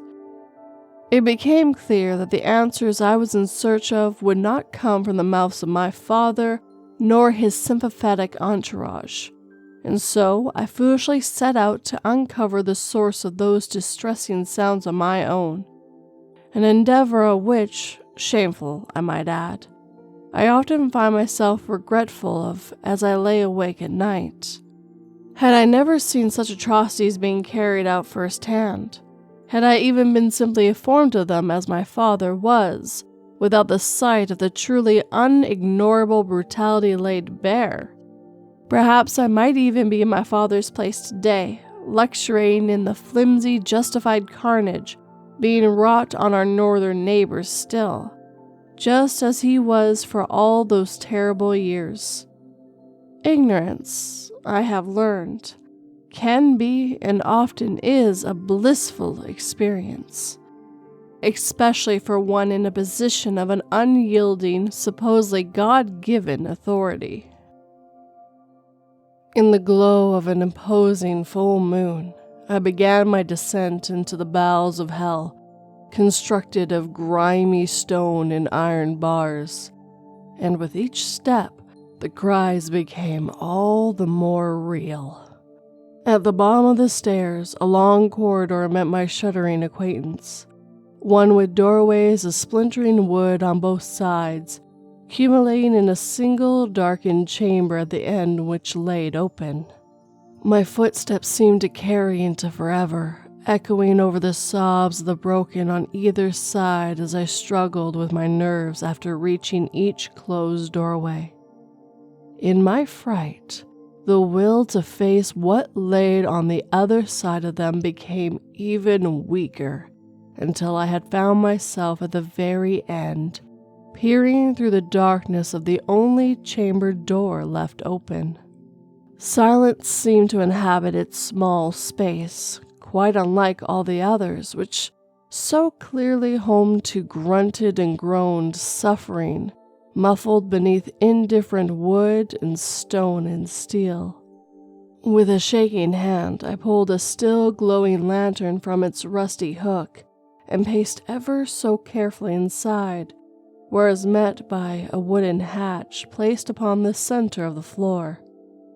A whimper escaped my lips as I gripped the heavy handle with my free hand and slowly pulled upwards until what lay beneath became undeniable. A mass of pale, lacerated, bruised flesh laid square off beneath me, trapped firmly within the cramped shaft-like space. Arms withered languidly. A balding, scraggly-haired head protruded from the very center. Even a foot poked up above the rest, crammed inside the cramped passage leading straight down into God only knows where. The toes on the foot curled, the sight of what filled me with such unimaginable horror that I was unable to maintain what little composure remained within me. My startled yells provoked those jammed inside, rousing them into fits of wails which became various pleas for immediate death. The man whose head was at the surface craned his neck to face me before recoiling from the brightness of the lantern clutched ever tightly to my chest. Finally, after what seemed like a millennia of terror, I fled like a coward back to the safety of my bedchamber, where I found not rest, but near madness. The following morning, as the sun began to rise, I raided the pantry for some meager supplies and appropriated a horse from the stables. Then, I abandoned my duties and began my journey to the shores of France, where I still reside to this day. I shall never forget the look on the face of the man trapped in that hellish abyss. His glassy white eyes haunt me, now and forever. They were the eyes of the damned, forgotten and cursed beyond any punishment that could ever be deemed appropriate by a society still governed by something resembling humanity. When I think back to those innocent years, before the hidden barbarity of my family and countrymen became so painfully apparent to me, I can still find no pleasure even in those happiest of memories. They are soiled, indeemably drenched in blood. While I ate plentiful and slept soundly and learned from my mentors with such youthful enthusiasm, beneath my very feet at any given time, scores of men and women alike were being subjected to torture not even befitting any possible conception of the underworld. It is in this that I know that when death comes for me, as it did my father, there is only one place fit for a complicit coward such as myself. The place is below, deep below, where the sun does not even shine, and the air is fetid and damp and filled with anguish. Although I pray night and day for forgiveness, I accept none. I accept my inevitable damnation. So should any other who knows anything of what has been described here and did nothing as I did. Our fates are already sealed in eternity.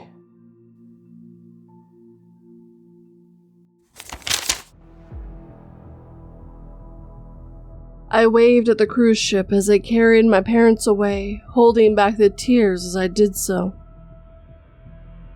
It was dark though, so nobody saw me, and soon I was alone in the seemingly depthless dark ocean.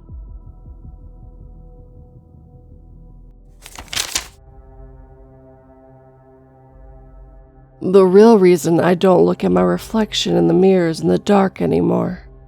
By Andy A. Adams. I think we all know the legend of Bloody Mary, a beautiful yet vain and self-obsessed girl who lived in a small village. But in case you don't, it is said that she would spend hours upon hours just admiring herself in the mirror each day, until one day, when a tragic accident happened that left Mary disfigured beyond recognition. Unable to bear the sight of her own reflection anymore, and consumed with grief and self-hatred, Mary was but a former shell of herself. Years went by, and Mary became consumed by her new obsession, revenge against the mirror that once held her beauty. So one night, she lit a candle and stood in front of the mirror, chanting, "Bloody Mary," she said, referring to herself and looking at that hideous girl who was looking back. "Bloody Mary," she chanted again, this time angrier, more desperate. "Bloody Mary." But at the third chant parted her lips. Instead of the brutally scarred woman, what was looking back at her was a twisted, grotesque, vengeful creature. And now, legends go that if you stand in the mirror, in the dark, holding a candle, you'll see Mary, and she will seek to extract her revenge on you. Now, I'm not superstitious, but I don't go looking for trouble either. So I never really chanted Bloody Mary in the mirror holding a candle. But what I have done before, and solemnly thought twice about, was walk around the house in the dark holding a candle. You know, power goes out, you light a candle. Romantic setting, light a candle. Ominous, eerie Halloween party, light a candle. That sort of thing. In my walking around the house shenanigans, it happened, maybe once or twice, that I'd pass a mirror. Never paid much attention to it, although, looking back, I can't remember if I've ever checked my reflection before or not. Except, one time, I definitely did. We had just moved into a new home a few days back. My husband had to go out of town, so it was just me and the dog. I was upstairs unpacking boxes, sorting things. You know how it goes when you just move into a new place. The work never ends. As I was going from room to room, from upstairs to downstairs and back, constantly moving heavy stuff from one place to another, I left plenty of lights on around the house to facilitate my toings and froings. I guess that's what must have triggered it, because at some point, when I plugged my phone in to charge it, the power switch went off. "Damn it," I said, knowing the switch was all the way in the basement and my phone was at 2%. Luckily, I had some candles laying around in one of the boxes, and just enough juice in my phone to find them. Also, luckily, I had packed the lighters with the candles. Yay for organizational skills. I lit one of those long, thick IKEA candles. I remember it even now. It was red, burgundy red, like blood, and went down the stairs.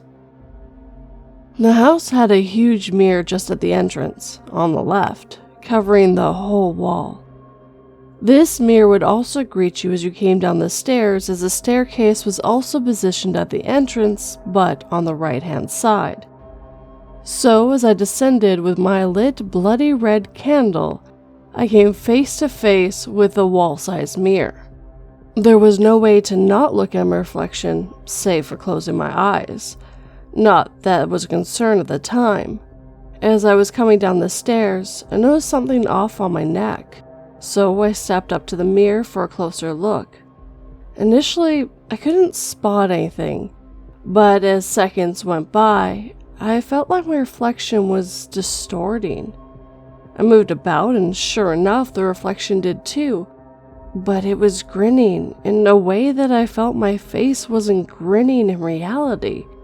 I puckered my lips and the reflection puckered its lips also. But the grin somehow remained. I realized the weird grin wasn't coming from my lips, but rather it was imprinted in the reflection's eyes. I tried looking away, but I struggled to find the willpower. All my brain wanted to do was stare at my reflection, and the more I did, the more distorted it was becoming. The eyes, they were becoming larger, and the mouth was now contorted in a way that mine was certainly not. And it was moving closer, even though I was definitely frozen in place. It wasn't walking as much as it was zooming in with crazy eyes and grinning, and even though its lips weren't moving, it was laughing, at least in my head. In that moment, I felt like I was experiencing sleep paralysis, but fully awake and vertical. The more I looked, the more I did not recognize myself anymore. The person, or rather, the thing staring back at me was disfigured beyond recognition. Was it Mary, I wondered? Its eyes were bulging out, mouth open and sucked in. It lifted a hand. It did a come hither motion with the index finger. I felt compelled to step closer. Die, it said, making my heart pump out of my chest. Die, die, die. My heart felt like it was going to explode. That's when my dog came running and barking from upstairs, startling me and releasing me from the grip the mirror had previously held on me. The reflection was now my own again. For the brief second I looked, and didn't dare look for longer. I shut my eyes as I ran towards the basement door. I flipped the switch and covered the mirror that very night. The next day, when my husband returned, I asked him to remove it, so he placed it in the attic. I never told him why, just said I didn't like how it looks. I never figured out if it was that particular mirror, or if this happens when you hold a candle in the mirror, if that was Mary, if I was cursed, if the candle needs to be red. I have so many questions that I never intend to find out the answers to. What I know is that I no longer look at a reflection in the dark. Not in a mirror, nor in a glass door, not even without a candle.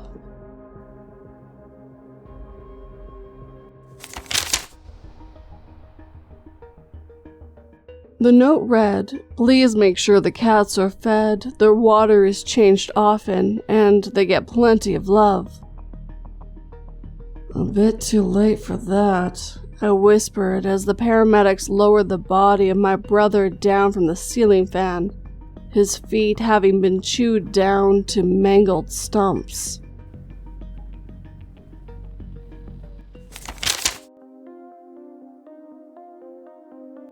Black Water by Darkheroxx. As I walked through the old apartment building, I let out a frustrated sigh. My brother-in-law owns this place, and he's proud to brag about how much money he's made since raising the rent here. The guy is a jerk, and yet I'm working maintenance for him. I'm not even a maintenance man. I just look up how to fix things on YouTube.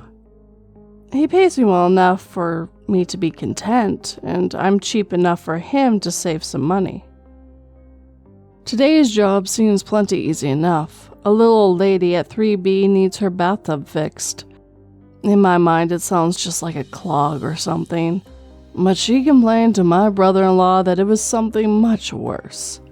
He threw a tantrum about it. But if it's just a clog, fine, easy cash for me. I got to 3B and knocked on the door. After a minute or so, the door creaked open, and in front of me was an older woman. She was hunched over with long white hair and wearing a dark purple dress.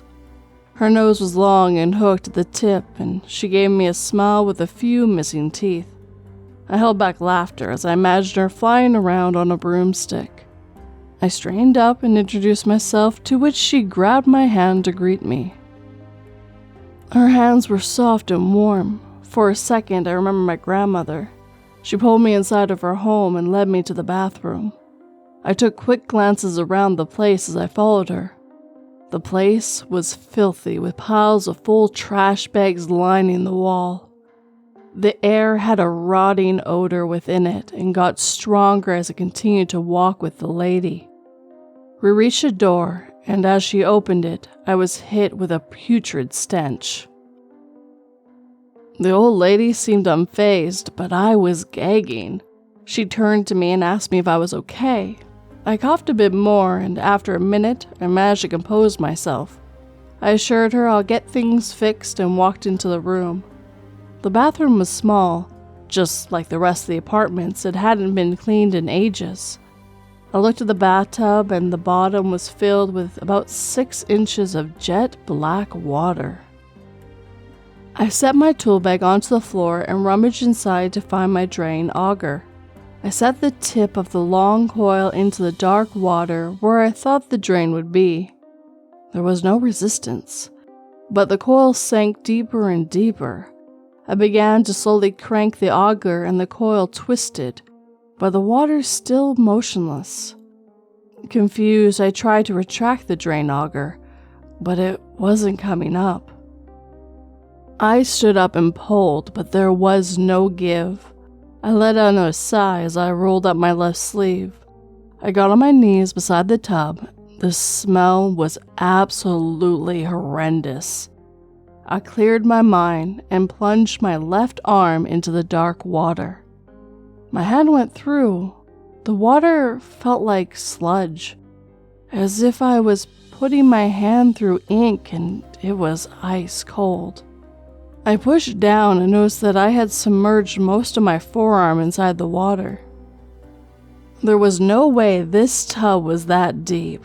What the fuck? Before I finished my words, I felt something grab my hand and yank me.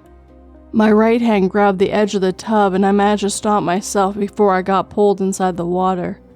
Whatever had a hold of my left hand was not letting go, and it continued to attempt to pull me.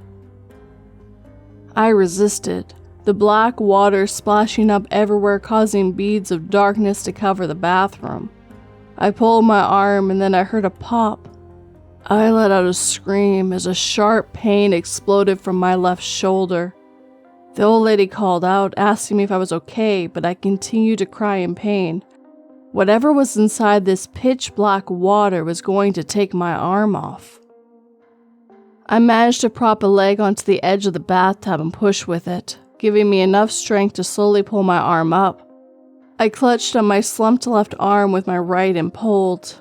A wave of relief hit me when I saw my hand, but it turned to pure terror when I saw a thin, bony hand grasping mine. The other hand, still grasping mine, came up and emerged from the water as an arm, shoulder, then the face of an old man. His face was bloated. He stared at me with empty gray eyes, and his mouth was open in a silent scream. I called out for help, and when I turned to look out the door, I saw the old lady staring towards us in fear. "Robert? My Robert?" she muttered under her breath. The old man's gaze shifted towards the lady, and he let go of my hand to reach towards her. I stumbled backwards and slammed into the bathroom sink. The lady shuffled towards the bathtub and she called out to him. "I'm so sorry, Robert. I couldn't hear you call out to me. I couldn't hear you drain." She slowly outstretched both her arms and the old man grabbed them. Before I knew it, she was pulled so violently. She made a loud thud as her legs hit the edge of the tub. She didn't have a chance to scream as she was quickly submerged inside the black water. The water bubbled and then silence. Slowly the water sank through the drain and eventually all the pitch black water disappeared.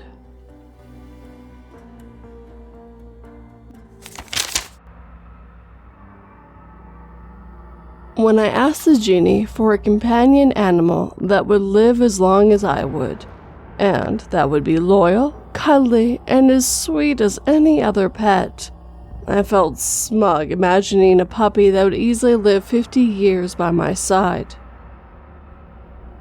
Imagine my horror when I opened my eyes to find a wide-eyed, big-eared, sweet, and adorable baby Virginia possum sitting in my lap, staring up at me with love.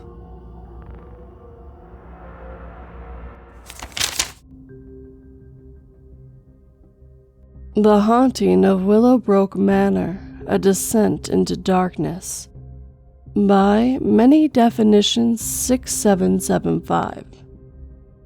It was an innocent decision, or so I thought.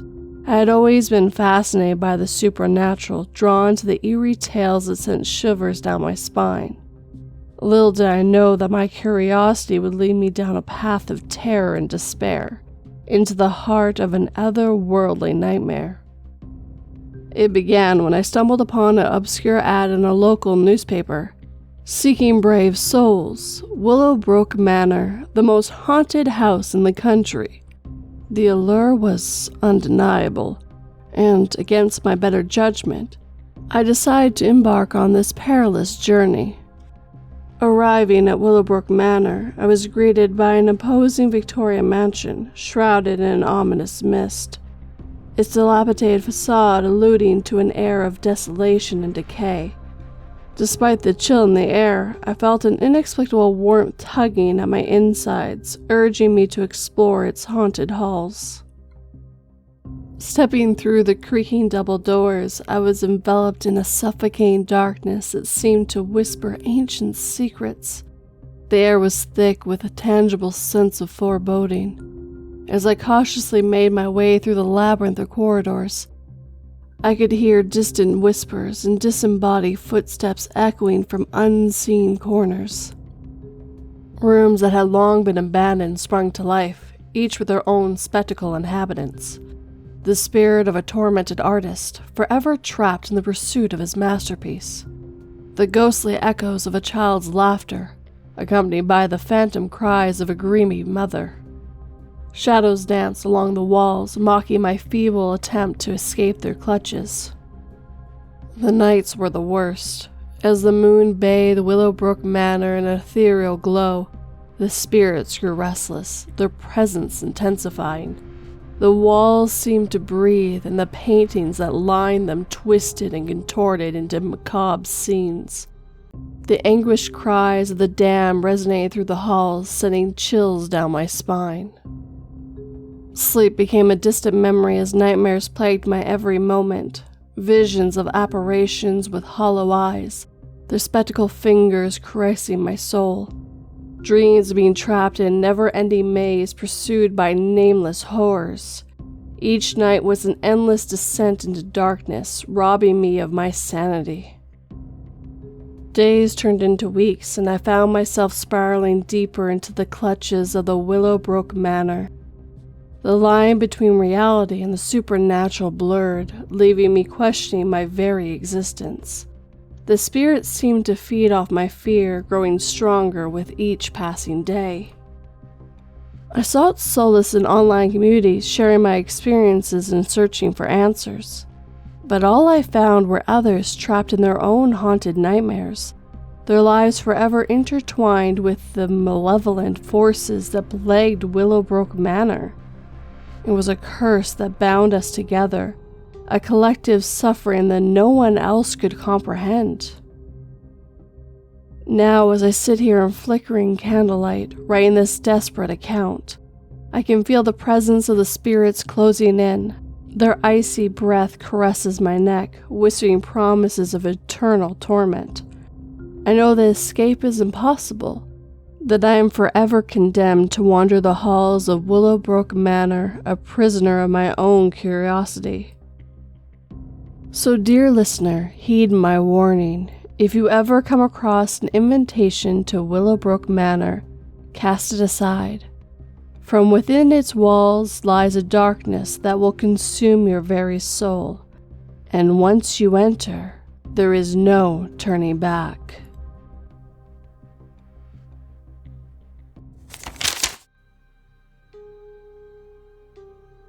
After I died, I traveled up a long tunnel towards a bright light, and when I reached it, I could feel myself being reborn into a new body.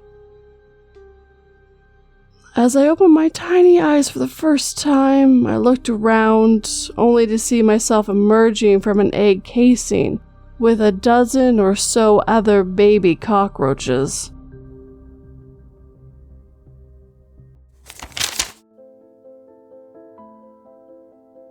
The Great Joy of Locusts by Saturdead.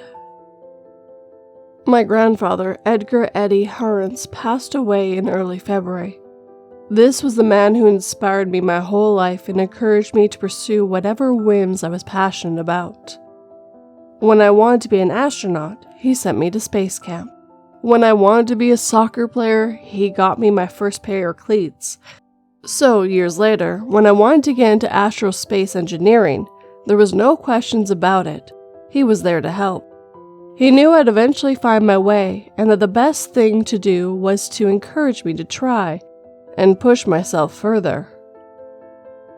I found great success in my work, and I've always been grateful to Eddie for his ceaseless enthusiasm. So when I heard about his sudden deteriorating health, I dropped everything. When you get to your 80s, things can change at a drop of a hat. There's nothing more terrifying than the human condition. But the story I'm about to tell you comes close.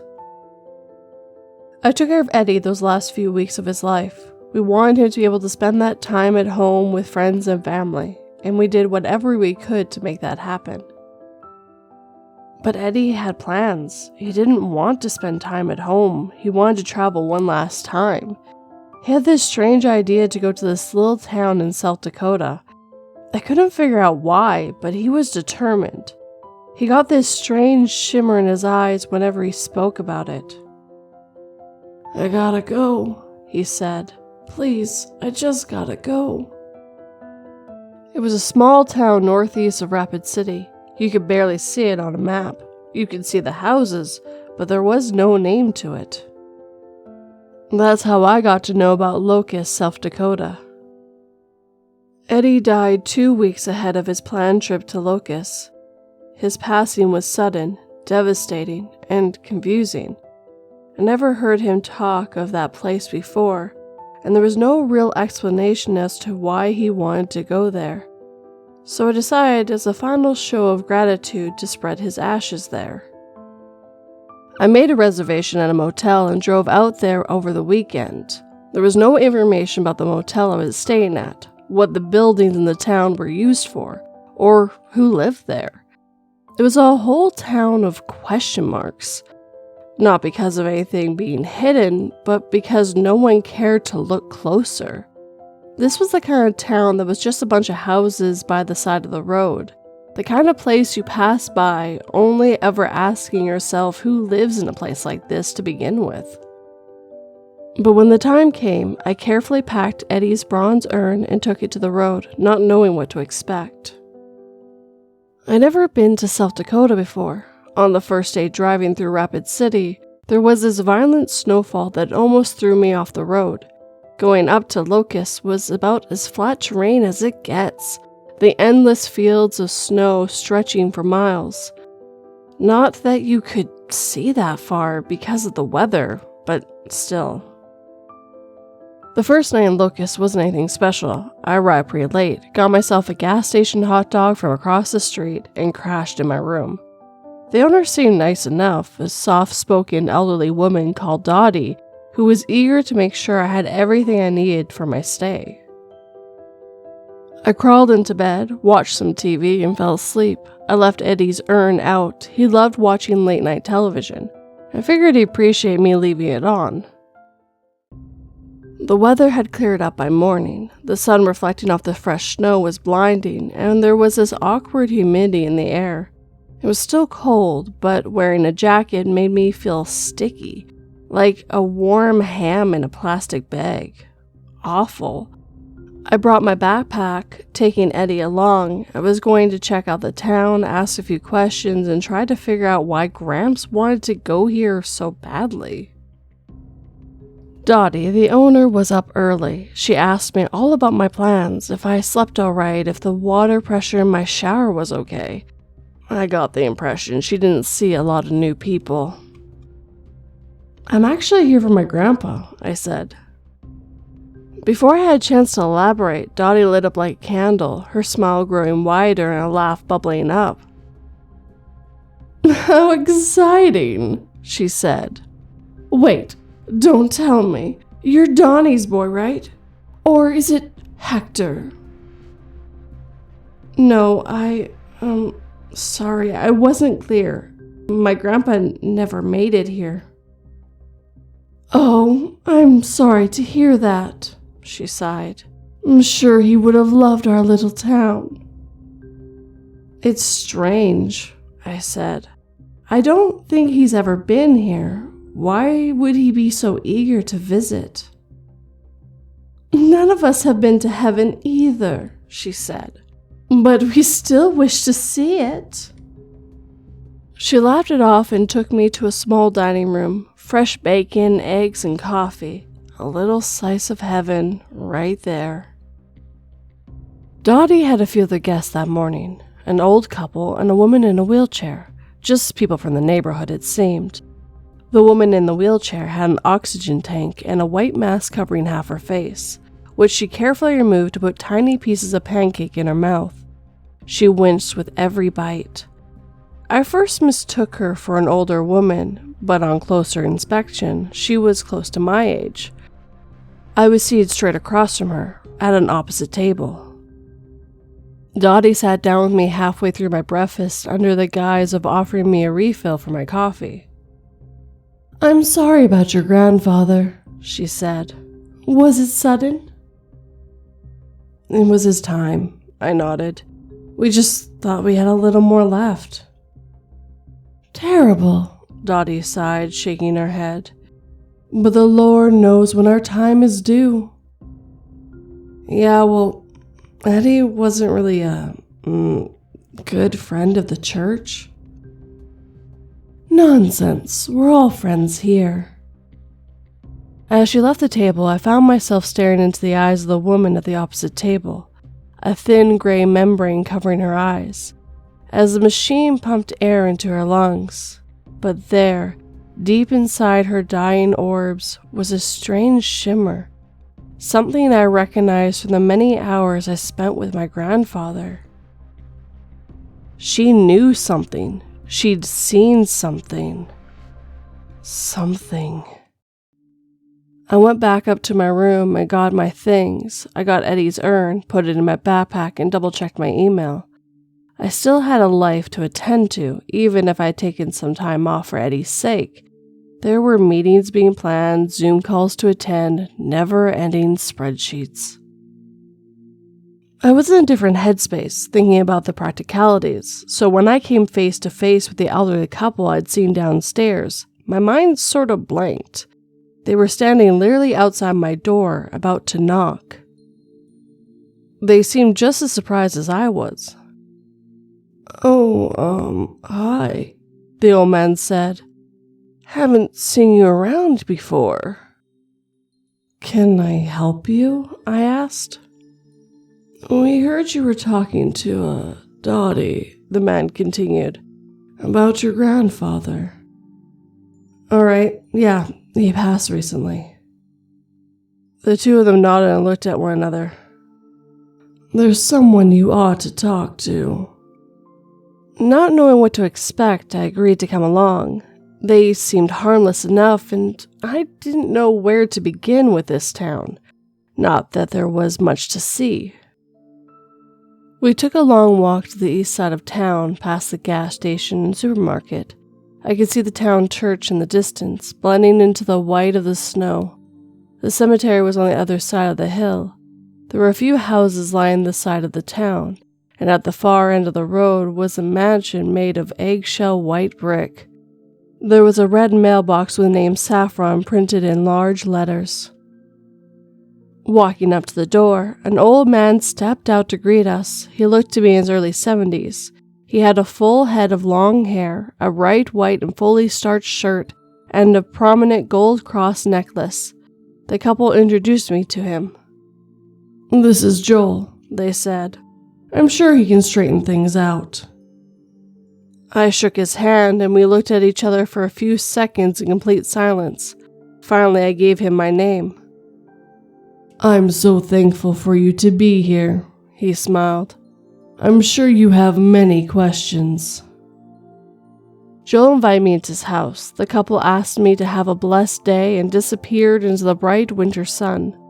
Joel offered me a glass of water and sat me down by the kitchen table. He had a spotless house except for some dead bugs in a windowsill, but everything had this slight smell of either detergent or chemical lemon. There was also a slight reverb to everything I did and said. I showed Joel my grandfather's urn and explained what happened. I told him about this mysterious obsession with the town and this absolute determination to see it before his passing. Joel just looked at me, nodding. He was very easy to talk to and was eager to ask follow-up questions. Finally, he took the urn gently and looked at it. "I was in a similar predicament," he said. "But the good Lord decided to keep me around for a few more years, praise be." "So, what was it that drove you here?" I asked. "Why this place?" Joel thought about it carefully and put the urn down. He cleaned it with a napkin. "I raced a lot of horses back on my ranch in Minnesota," he said. "Beautiful place. Had these fields of sunflowers with the same colors as the sky. Looking out on a hazy morning as the sun rose, you might think you're looking into heaven." "But with those horses grazing on the clouds?" I smiled. Joel grinned. He patted me on the shoulder, nodding enthusiastically. "I like that. Yes, like the horses grazing on the clouds above. What a gorgeous view." He turned in his seat, looking over at the urn, and lowered his voice. Slowly, his smile faded. "But horses have this amazing ability," he said. "They know when their time is over. They know when it's time for them to leave us behind to begin their journey to the pale beyond. They leave the comfort of their friends and family, walk into the field and die, facing the sun as they fade." I never knew that. "You won't read about that on your phone. Gotta talk to ranchers to know these things." Joel smiled, tapping the side of his temple. "But they know, and so many other animals do too. They don't contemplate what has been or what will be. They just know what must be done, and they do it." Joel got up and showed me around. He had this spacious living room with a large cross covering an entire section of the wall. It looked hand-carved, as from a single piece of wood. "But people are blessed with a gift of foresight, a gift to perceive things that haven't been, to remember things that have not happened to us, but to our forefathers. We imagine, we empathize, and when our time comes, we are conflicted with what has been and what will be, and we don't look to what currently is." Isn't that mindfulness? The idea of it? "Yes," Joel interrupted. "Of perceiving and living in the now. To so many of us, it just cannot be. Instead, we are filled with this terrible dread, this awful, hysterical fear of not knowing." Joel took a step towards me, looking at Eddie's urn. "But passing away is easy as breathing, and I chose to believe in a world where we do not need to fear what comes naturally. Why should we fear dying any more than we fear being born or falling in love?" Joel carefully took Eddie's urn for me, placing it on a coffee table in front of the large cross. He looked up. Sometimes people find that peace within themselves. They find that moment where they know their time is coming. And those people, much like my horses, find themselves drawn away from friends and family to a place where they're supposed to be. And that place is here. That's it, right here. This is the place? This is where people go to die? Not all people, mind you, said Joel. But yes, many are drawn here. And when their time comes, this is where they choose to leave the world behind. Joel looked up at the cross, his eyes shimmering. Admiring the rising sun, grazing on a cloud of their own, ready to take their own peace among God's little wheat. I spent the afternoon with Joel, listening to his ideas and his story. Turns out he had a condition where his brain could suffer a sudden aneurysm. He lived, as he described it, on a constant balance of life and death, where he could drop dead at any second. And in that state of living, everything in the world pulled him to this place and time. Locust, South Dakota.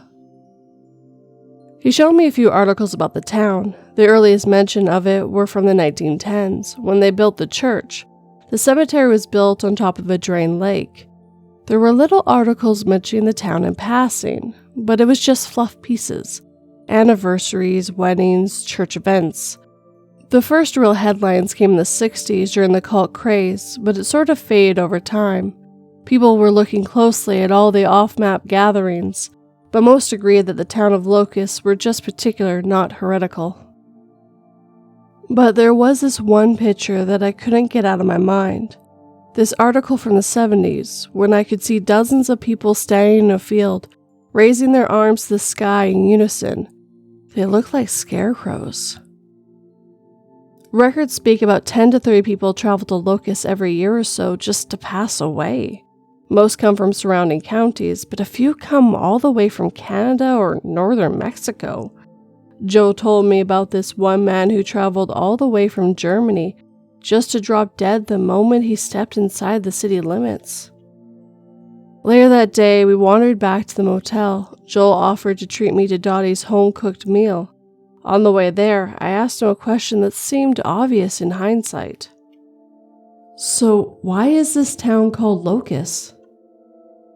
Some consider it a misheard Locacodan word. Okus, meaning warm. I think it's a bit more complicated. Then, what do you think?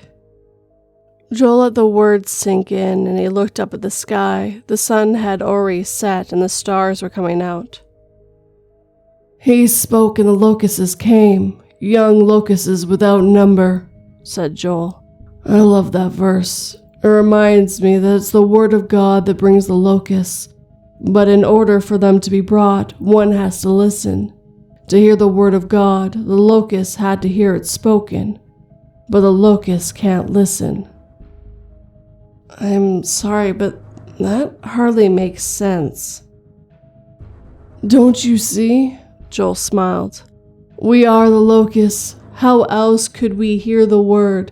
How else could we be brought? That's an interpretation.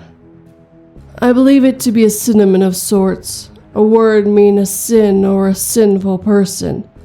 And that this, the town of Locust, is a place where one leaves their sin behind as we move beyond.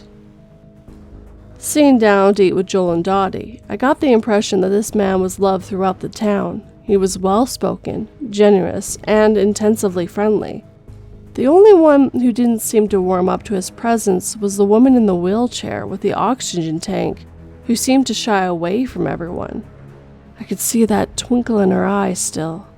Maybe that's the look you get when you know your time is up.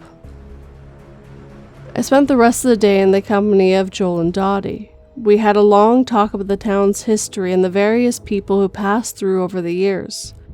Apparently, most people who died there are cremated, and the nearby graveyard has been full for years. So seeing that I brought Eddie in an urn was fitting somehow. Joel had already bought an urn for himself. He had no living relatives to care for his remains, so he didn't want to inconvenience anyone having to pay for them. By the end of the evening, I was walking under the starry sky with Joel and contemplating things that would come to be. I felt something, a little tug in my chest, this tiny strand leading directly to my heart to the field of locusts. I was feeling it, that distinct pull. Was I, too, about to die? What was supposed to be a weekend trip ended up being an entire week. I took time off just to get in touch with myself. I couldn't bring myself to say goodbye to Eddie yet. I'd do that on my last day. Instead, I spent my time getting to know the people of the town. Garland and Hannah, the elderly couple who introduced me to Joel, an older woman named Margaret who idolized her late husband to the degree where she kept a shrine. There was a Masood who came all the way from Atlanta after he got his lung cancer diagnosis. There were about a dozen others that I noticed in passing, only getting to know them by name, but most of the days I spent listening to Joel. While I didn't care much for his impromptu sermons, I could appreciate his positive tone. It was comforting in a way, knowing something benevolent wanted me to be here at such a trying time. But the woman in the wheelchair never warmed up to me or Joel. I learned that her name was Erin, and that she had about a dozen chronic health issues. She was one of the few locals who was born and raised in Locust, as if she was never meant to leave. For all the people I talked to, not one had anything good to say about her. At best, they ignored her. "Strange girl," Dottie said once. "She has wanted to leave this town for years, but her body couldn't take it. So she just sits and waits. Out of all the people, one would think she would want to be here." One morning, as Dottie had gone to get bacon, I found myself alone with Erin in the dining room. As she removed her mask to place a piece of pancake in her mouth, I moved over to her table. She barely noticed. Once she did, she coughed. This awful, wheezing rattle. I introduced myself and asked if she wanted any help. "No," she wheezed. "I'm fine." "I heard you're not quite the fan of this town as most others," I said. "Is that right?" "Right," she said, steeling herself for another shot at her pancake. "Fuck this town." "Seems alright to me," I shrugged. "What's so bad about it?" She gave me a long look, as if trying to figure out if I was trained to be this dumb or if it was a natural talent. Finally, she shook her head. "God doesn't live in that fucking field," she said. "Whoever the fuck those people are praying to, it isn't divine." She had a point. Most people praise the town as some sort of holy ground, that it was special, that it was this magical place where people were supposed to be at the end of their life, that it was something beautiful and spiritual. But for people like Erin who just want to live, it's a cruel taunt. When your entire life revolves around your death, you start to curse being born. And the more I thought about it, the more the knot in my chest tightened. It didn't feel like a calling anymore. It felt like a trap, like a spider pulling me in, rather than guiding light leading the way. I empathized with Erin. If that was how she felt all the time, there was no wonder she resented that town. I decided to cut my extended visit short. I checked out the next morning, a few days ahead of what I paid for. Dottie didn't understand, and was eager to clear up whatever problem I'd encountered. I tried to explain that my time there was over, and that I needed to return to my own life. Dottie seemed crushed, as if she couldn't understand why anyone would want to leave. This was, after all, the place where we all would end up eventually. Why leave? Why not just get comfortable? Still, I got in my car. Dottie protested as I backed out of the driveway and broke the speed limit on my way out. I could imagine Erin smiling for the first time in years, knowing I left town because of her. But that tug in my chest grew stronger, insistent. My pulse rose, my body was trying to figure out why I was going the wrong way, like diving deeper when I needed to come up for air. I kept coming back to the same thought over and over. If this was the end station, why leave? Why not just stay and face my maker? To shed my sin, my locus, and rest pure in this perfect little town. I had to pull over. My pulse was going crazy, and I clutched my chest. It ached, setting red strains of pain pulsing through my arms. I closed my eyes to keep the tears in. Then I got a text. It was from Dottie. Apparently, I'd forgotten my grandfather's ashes. I came rolling back to the motel like a shamed dog. There was a whole bunch of people waiting for me in the parking lot. Joe was there, holding Eddie's bronze urn. They all looked at me with nothing but joy on their faces, like a lamb returning to the herd. They wanted me here. They wanted me to belong, and damn it all, there was intense relief being back. I parked and got out. Joel placed the urn on the roof of my car and wrapped me up in a big hug. The others awed and oohed. "We're gonna miss you," Joel said. "Are you sure you have to leave?" "I have to do what I came for," I said. "Eddie wanted to be here, not me." "Then I suppose we ought to get to church," said Joel. "What better place to lay to rest?" Eddie wasn't a big church guy. "Then maybe the hill overlooking the graveyard?" added Dottie. "It's beautiful up there." I thought about it. It wasn't quite the picture I imagined in my head when thinking about Eddie, but if that's what he wanted, that's what he'd get. "It's never too late," said Joel. "Not for him, not for you. If anyone is in Christ, he is a new creation. Old things have passed away, and look, new things have come." "Corinthians," added Garland. "Praise be." We made our way through town, picking up more people as we went along. It was another beautiful day. The sun had started to melt in places, making the slush sink into my shoes. Some of those coming along had started singing psalms. Joel, on the other hand, seemed only to want to help. "Excuse them," he whispered. "They're just so eager to see someone join our congregation." "I'm not joining you," I said. "I know," nodded Joel, "but he is." He tapped the side of Eddie's urn, and I got this sinking feeling like I was doing something terrible. I couldn't help but to think of what Aaron had said. God doesn't live in a field, so what the hell were we about to do, and for whom? We made our way off the road, continuing across a mushy field of melting snow.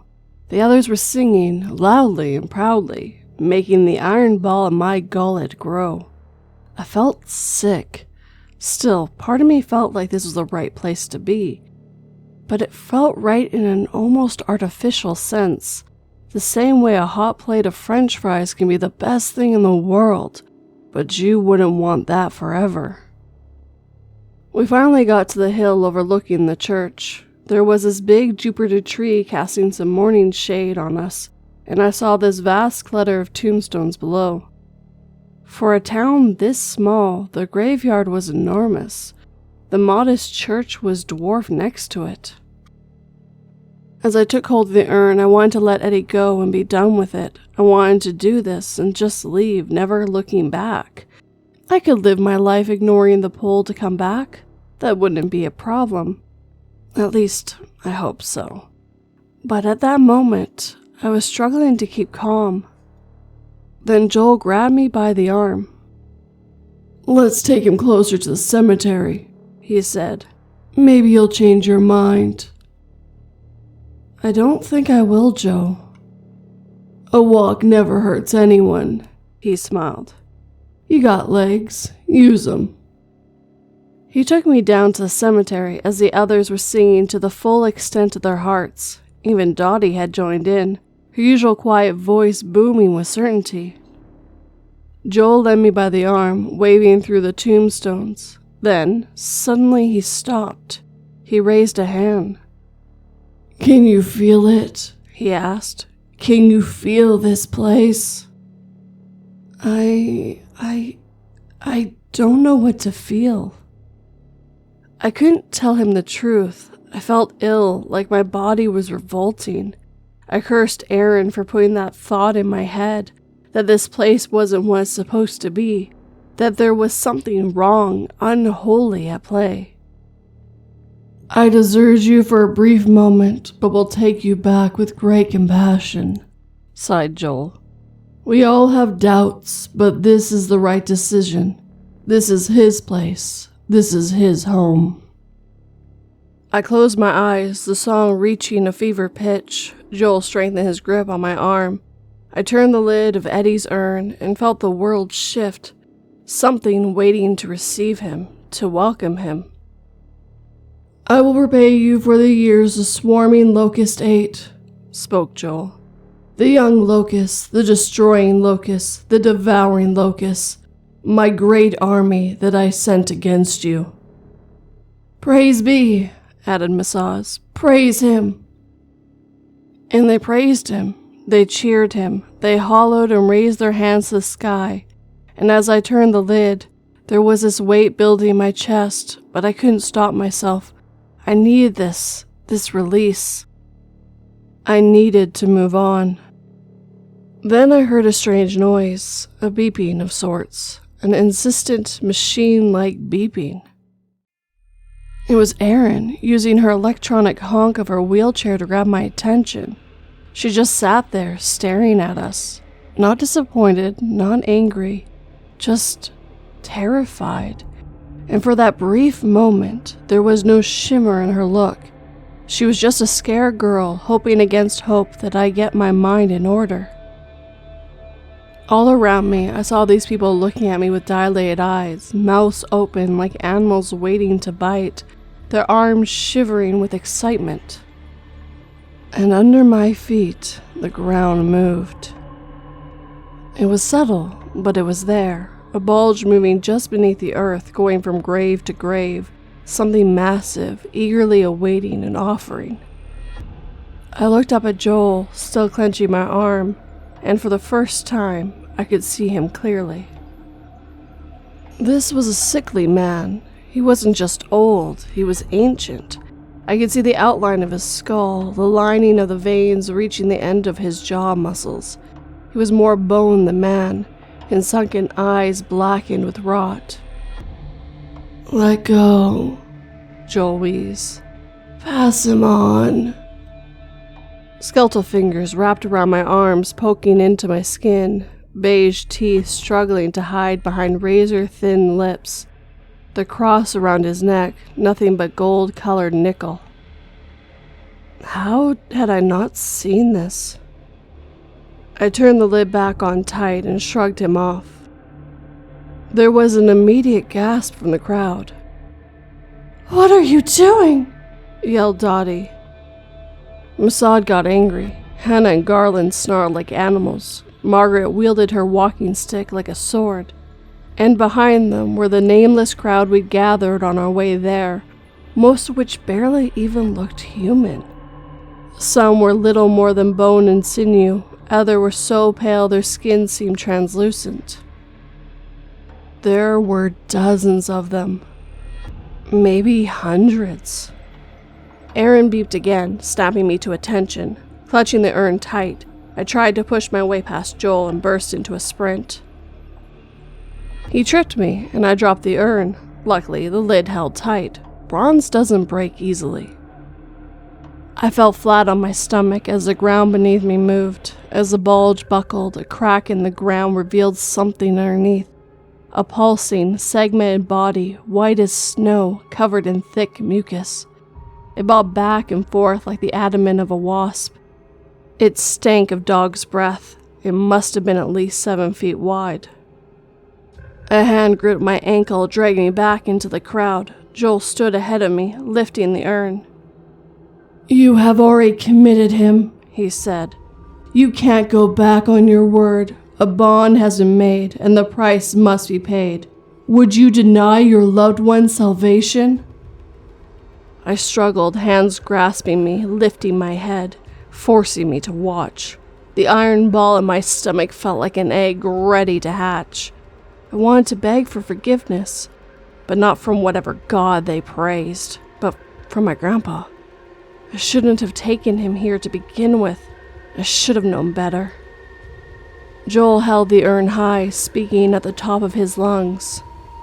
But you will receive power when the Holy Spirit has come on you, and you will be my witness in Jerusalem, in all of Judea and Samaria. He leaned down and looked me in the eye, to the cheers of the ghostly mass of those dying and those that had long since passed. And I knew in that moment that this wouldn't end with Eddie. This wouldn't end until I was part of their congregation, dead in the ground. Joel smiled, knowing that I finally understood. And, he grinned, to the ends of the earth. There was a metallic clang. I felt hands release me as the congregation panicked. There, right behind Joel, was Erin. She'd gotten up from her chair, hobbled all the way over, and whacked him over the head with her oxygen tank. As Joel crumbled to the ground, they let me go. I managed to twist free, picking up Eddie's urn as I got up. I hurried towards Erin, leaning her against me. She barely weighed anything. We looked at the crowd of devotees, staring us down with animal intent. They were horrified, angered, and beyond reasoning. There was no doubt that these people would tear us to pieces for our transgressions. There were more of them now, so many more. Joel lifted a finger towards us, cradling the back of his bleeding skull. You, he cursed. You've denied him. You've resented him. You've come bearing false witness. You. A rumble. A low, deep rumble. Then a buzz. A locust. It landed on my arm, then took off, but the entire congregation just stared, awestruck. The silence that crept up on us was so intense. I could hear the wind in the Jupiter tree on the hill. Then I saw them. Hundreds of locusts crept out of the ground. In the cracks where the thing beneath had broken through, they escaped. Joel had promised it a meal, but it had been denied. And that wouldn't stop it, however. It hungered. It would eat, no matter what or whom. The locusts first started crawling up Joe's leg, then Dottie's. On Masad, they started with his hands. Margaret had them crawling on her neck. Hannah and Garland held each other, keeping the song alive. I saw the first drops of blood in the snow. There was a sudden jolt as the ground shifted. Joel's foot sank into the earth with a sickening crunch. He looked down, then back up at me, his bone-like face aching to a smile. Joy, he screamed. Joy to be chosen. Erin tapped my shoulder, reminding me to do what came most natural, to run. The cemetery erupted. Thousands of locusts swarmed the air, tearing the congregation to pieces, stripping them of their clothes, their skin, their hair. I could hear them choking as a swarm of creatures forced themselves down their throats. But there were no screams, just songs and praises, joyous laughter as they held one another, thanking whatever God may be. But in seconds, their songs were drowned with pitter-patter of air-thin wings. And as we ran, despite being 30 feet away, I could still feel the ground shift. Erin kept smacking me on my arm, like trying to get a racehorse to go faster. As I got Erin to her wheelchair, the entire cemetery was engulfed in a mixture of gray and brown, like a descending cloud, a filthy, buzzing cloud, tearing everything into base components, stripping everyone of their identity and purpose. All the while, Joel was laughing. His deathly smile never faded as he sunk into the earth, the greatest joy of his life, to be devoured by whatever god he praised. chunk by chunk. I got bitten 12 times in less than a minute. I didn't even know locusts could do that. Erin had them stuck in her hair, in her oxygen mask, everywhere. We tried to brush them off as I hurried down the hill, back to the motel. By the time we got to my car, the swarm had already descended from the church. These things were everywhere. I could hear them smacking into the windows of the motel with a rhythmic tapping. There was no question about getting Erin out of here. She was coming with me. I dropped her into the passenger seat and started folding up her wheelchair. She smacked me again, accidentally brushing off a biting locust. "Leave it," she wheezed. "Let's go." There was a dozen in the car with us, but we had to go. I could hear them rattling in the air conditioning.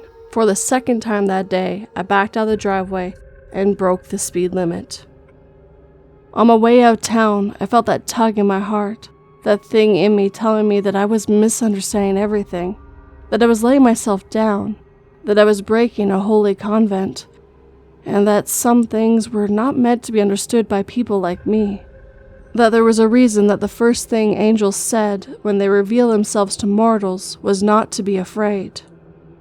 My chest ached, a red pulse forced me to blink, sweat stung my eyes. Erin placed a hand on mine. All she had was half an oxygen tank, and a way out of town that seemed more than enough. "I'm scared too," she said. "Keep going." So I did. We were halfway to Rapid City when I slowed down, easing my cramped foot. The locust had died. My mind was quiet. Eddie's urn rests carefully on Erin's lap, and as I looked over at her, I saw the gray membrane clear from her eyes. She took off the oxygen mask, breathing freely, and smiled. This was some time ago. I don't expect everyone to believe me, but if you look it up, Locust, South Dakota is still there. Maybe new people have moved in, others who felt the call. I found the perfect spot for Eddie. There's this place not far from his childhood home where you can watch the fishermen bring in the catch of the day. All year long, you could smell fresh crab stew, Eddie's favorite. I knew he'd love it there. At first, I thought Erin was going to die. Turns out many of her problems weren't as bad as we imagined.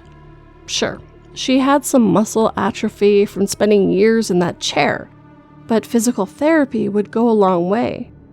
Apparently, there never been anything wrong with her eyes, and her lung problems were inconclusive. The doctor feared it was some sort of perpetual allergy reaction, probably to insect bites. Away from that town, Erin looks to make an almost full recovery. I don't know what to make of all this. I think there are plenty of reasons for people to go to places and find comfort in their beliefs. I think there are good reasons for us to deal with what we are and what we will become. Much like all the people on Locust, we find our comforts in knowing we belong in this world, even when we're gone. Thinking back on all this, I think Joel was right about one thing. That leaving this life behind is nothing to be feared. That it's as natural as being born or falling in love. That it is reasonable to have faith in a merciful and benevolent Creator, whatever form that might take. But I know that none of that benevolence and none of that mercy lived in the town of Locust, South Dakota.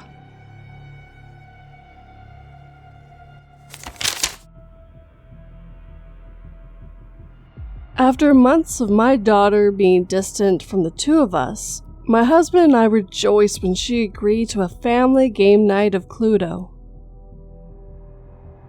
Putting down her piece, she said to us, "The teenager in the bathroom with a coat hanger."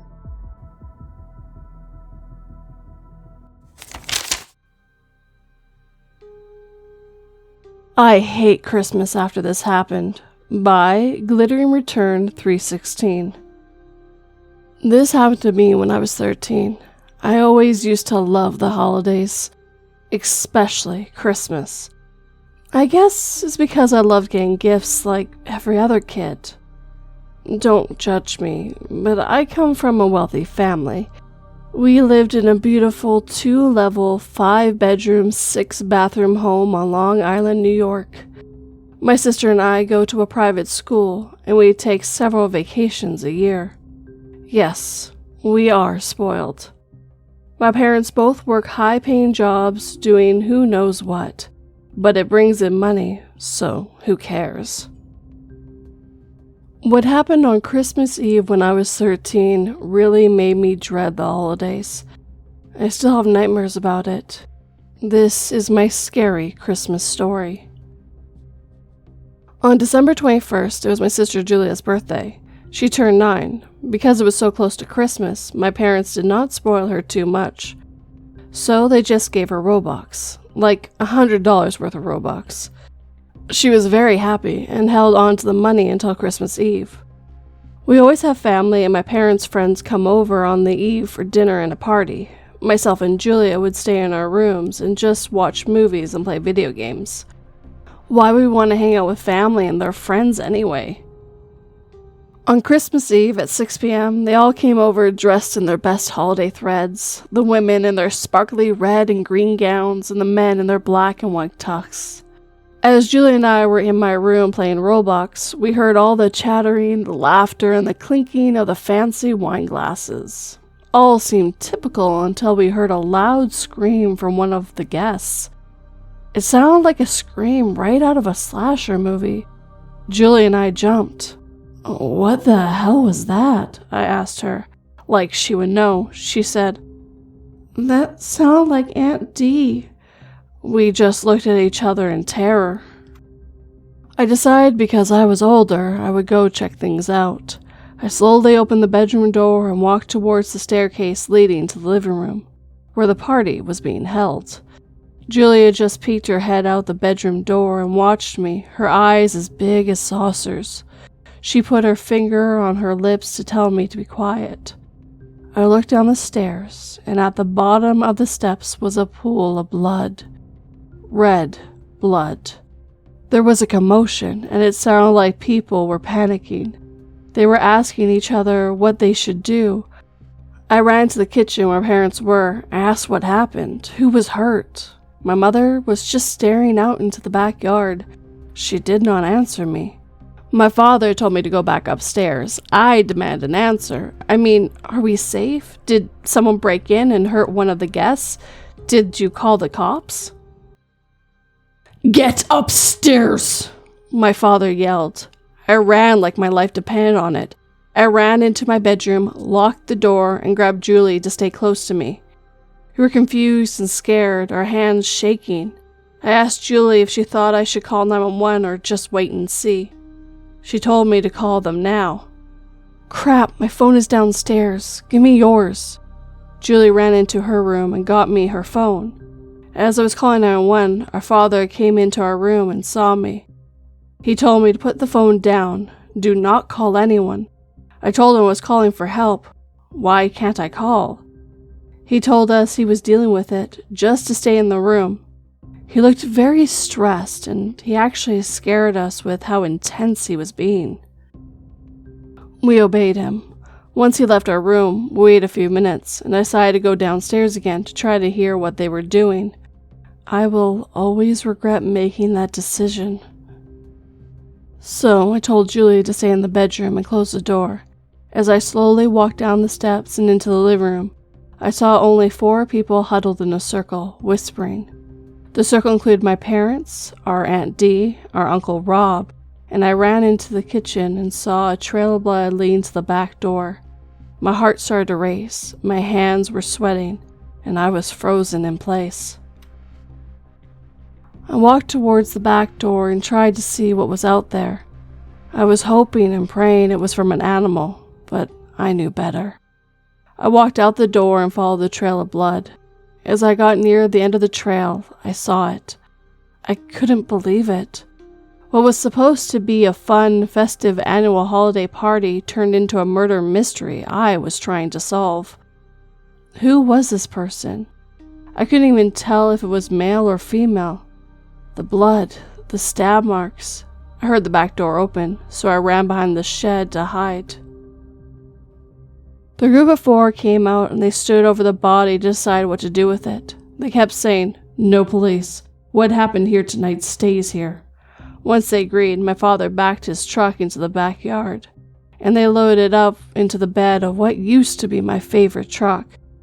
While 3 of the murders left in the truck, my mother stayed bearing the evidence, including the murder weapon. I came out of hiding and approached my mother. I asked her, "What happened? Please tell me." She started to cry and told me they had to kill our 40-year-old neighbor, Tim. I asked her why. He was always so nice to us. She said yes, because he liked Julie and had pictures of her on his phone. His bedroom window faced Julie's bedroom. The pictures on his phone showed Julie changing clothes, and some included her walking home from school. The group accidentally saw the pictures when Tim was showing them pictures of his family. Julie happened to be in the mix of photos. When my father saw the pictures, he snapped, grabbed the carving knife from the dining room table, and stabbed Tim multiple times. Obviously, if they called the police, my dad would go to prison, so they decided to bury Tim's body out in the woods where he would not be found.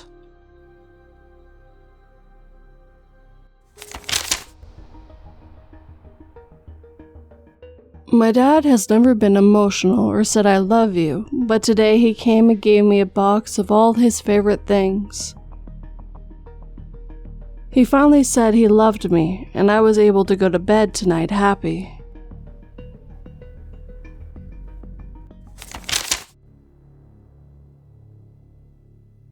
He sees you when you're sleeping. He knows when you're awake. By Justhegirlnextdoor. 'Twas a few weeks before Christmas when all through my office, the co-workers of my dead-end job decided to throw their annual Christmas party. Except this year, I was determined that none of them would live to celebrate this stupid festive season at all. In fact, I've been thinking about how I was going to pull off a mass murder for some time now. And our Christmas party was what finally switched on that light bulb in my head. But we'll get there in a moment. I need to plead my case so you don't think I'm a complete psychopath for what I'm about to tell you.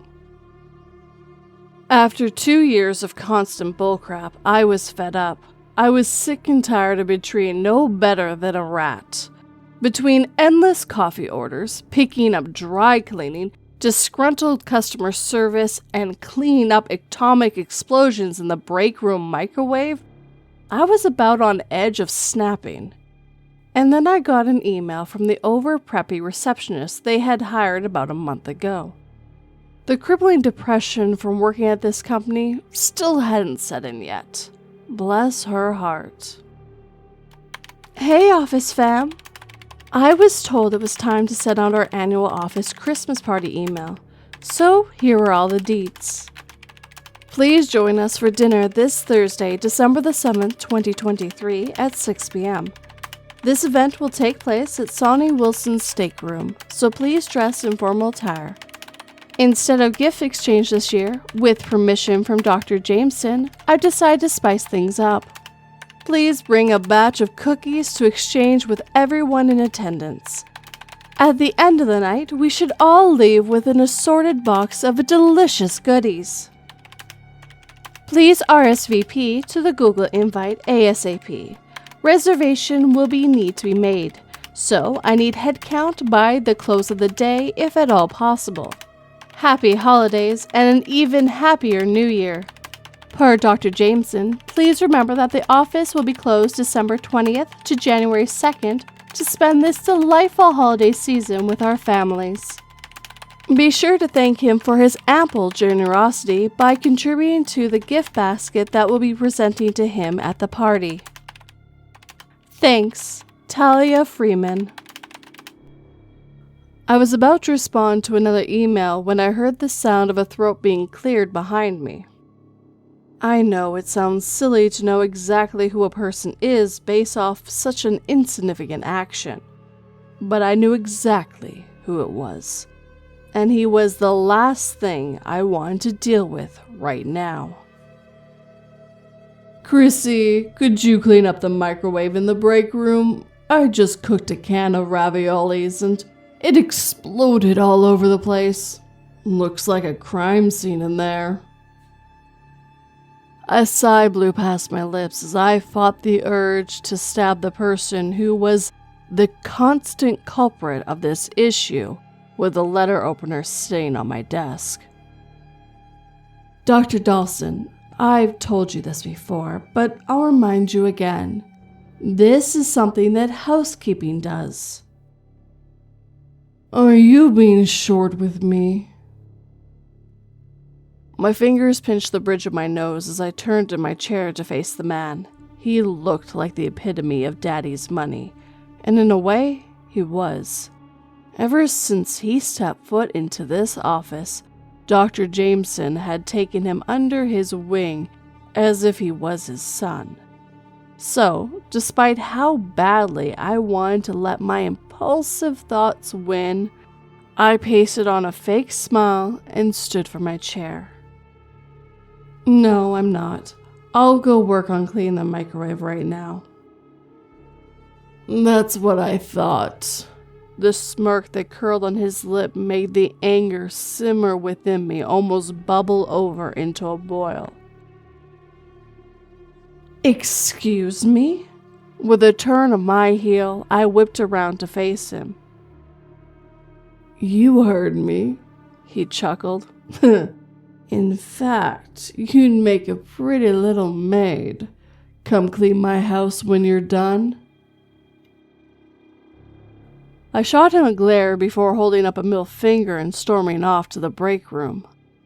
But he wasn't done yet. I'd been in the break room for less than a minute before Dawson came strolling in, hands shoved into his suit jack pockets.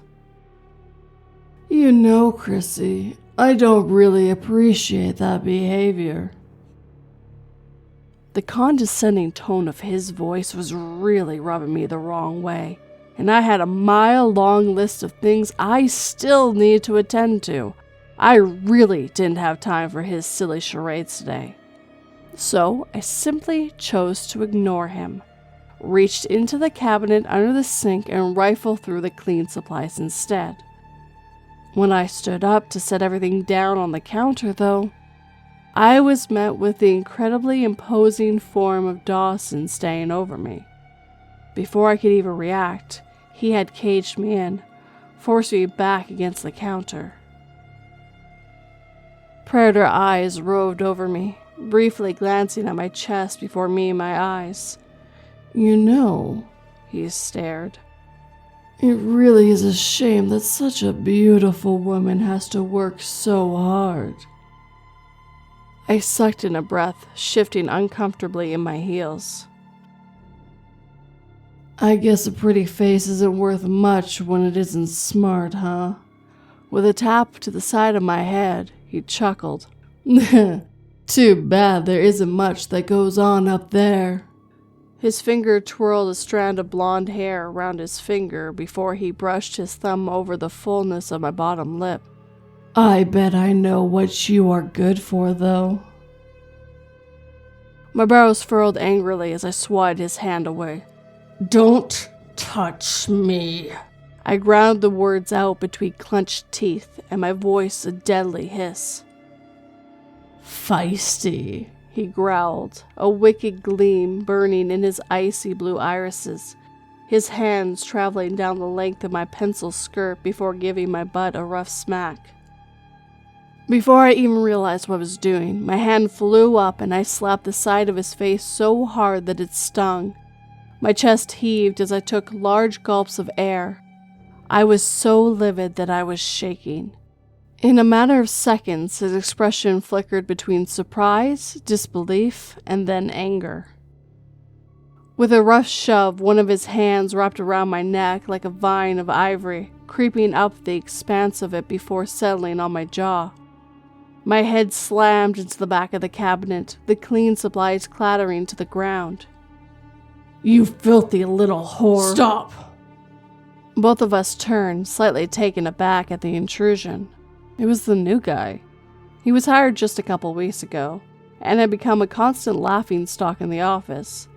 His nickname of Santa's Little Helper quickly gained traction when Talia caught him working as Santa's meet and greet at the mall. It turned out they volunteered to work there on the weekends. Despite him dressing as one of the elves, he was well over 6 feet tall. I guess it was sort of ironic that the large man in the office spent some of his time dressed as something known to be short in his free time. I was never more thankful for his presence. Listen, Nick, this is all a big misunderstanding. Dawson backed away with his hands raised awkwardly, shifting in place before he rubbed the back of his neck. It didn't look like a misunderstanding. Nick's tone was ice cold, slicing through the tension in the room and warning Dawson to stand down. A glare settled on his features, his jaw clenched as he leaned against the doorframe, arms crossed tightly over his chest. His gray dress shirt was stretched taut against the bulge of his biceps, the fabric strained against the expanse of his large, broad shoulders. Either I had never noticed, or I'd simply been too busy, but in the right light, Nick looked kind of threatening. Based on his physique alone, he could probably chew Dawson up and spit him out in less than a second. Look, I was just leaving. No, you're not. My eyes darted between the two men before landing back on Nick. Not until you clean that microwave. Dawson bristled, clearly getting aggravated with his demands. Stop throwing your weight around, new kid. I'll tell Dr. GenSen.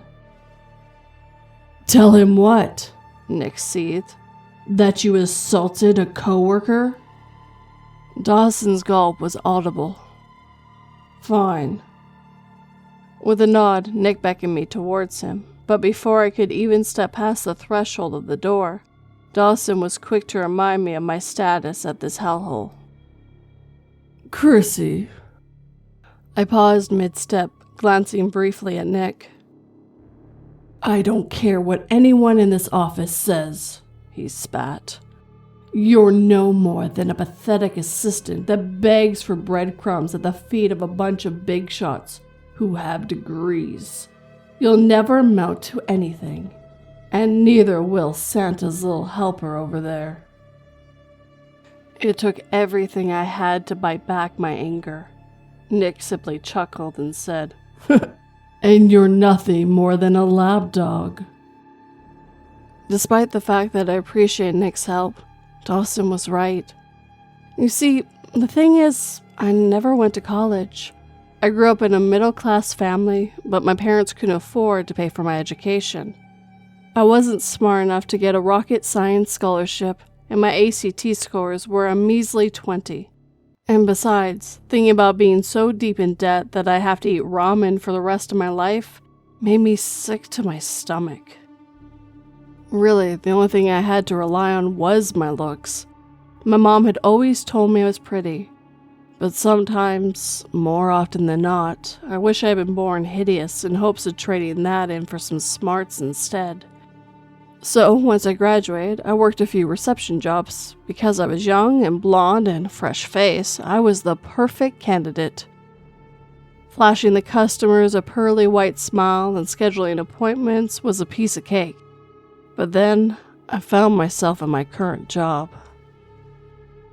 The company is stringy, so the pay is horrible. The only reason I took the job was because I hoped it would lead to some new opportunities.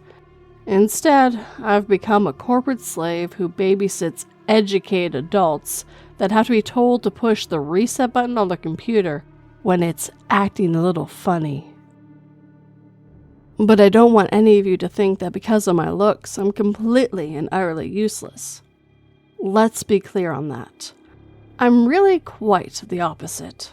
In fact, my looks make for an excellent, inconspicuous cover. I may not have a degree, but I have an unusually strange amount of knowledge about toxicology, specifically the hardest poisons to detect. I have successfully used plenty of poisons like urethane glycerin, ricin, and oriander, but thallium sulfate is my favorite. Thallium sulfate is colorless, odorless, tasteless, and water-soluble. In fact, most doctors don't even think to test for thallium sulfate in the blood. and within 3 to 4 days of ingestion, you're deader than a doornail. Although Prussian blue is an antidote, 15 milligrams will easily take anyone out way before they realize what's going on. Considering the US has not manufactured therium since 1984 though, this is not an easy drug to get your hands on. Luckily, I've got friends in low places. Now, why is any of this important? Remember how I mentioned that email at the start? Well, I made a very special batch of cookies, and I fully intend to make sure that my entire office learns the deadly consequences of underestimating a lowly assistant. Revenge never tasted so sweet, and those cookies will taste positively deadly. The rest of the week went on as it normally would, but I did notice that Nick had become more of a constant in my day-to-day work. On one hand, I appreciate how helpful he was, and was thankful for the breather, and on the other, I couldn't help but find it strange. I didn't know if I was just being paranoid or what, but something just felt off. In fact, I got the first warning sign when I walked into his cubicle around lunchtime today. I wish I wouldn't have got distracted and waved it off. Yes, I've been closely monitoring. Nick? My knuckles rapped against the side of the cubicle before I raised an eyebrow. Did I just see you talking into the cufflink of your suit jacket? I had definitely seen it, and he knew I had too. There was no covering it up, so I was hoping he'd be honest. I guess you did, he chuckled coolly, spinning around in his chair to face me. The fact that he was so calm and collected by my questioning was strange.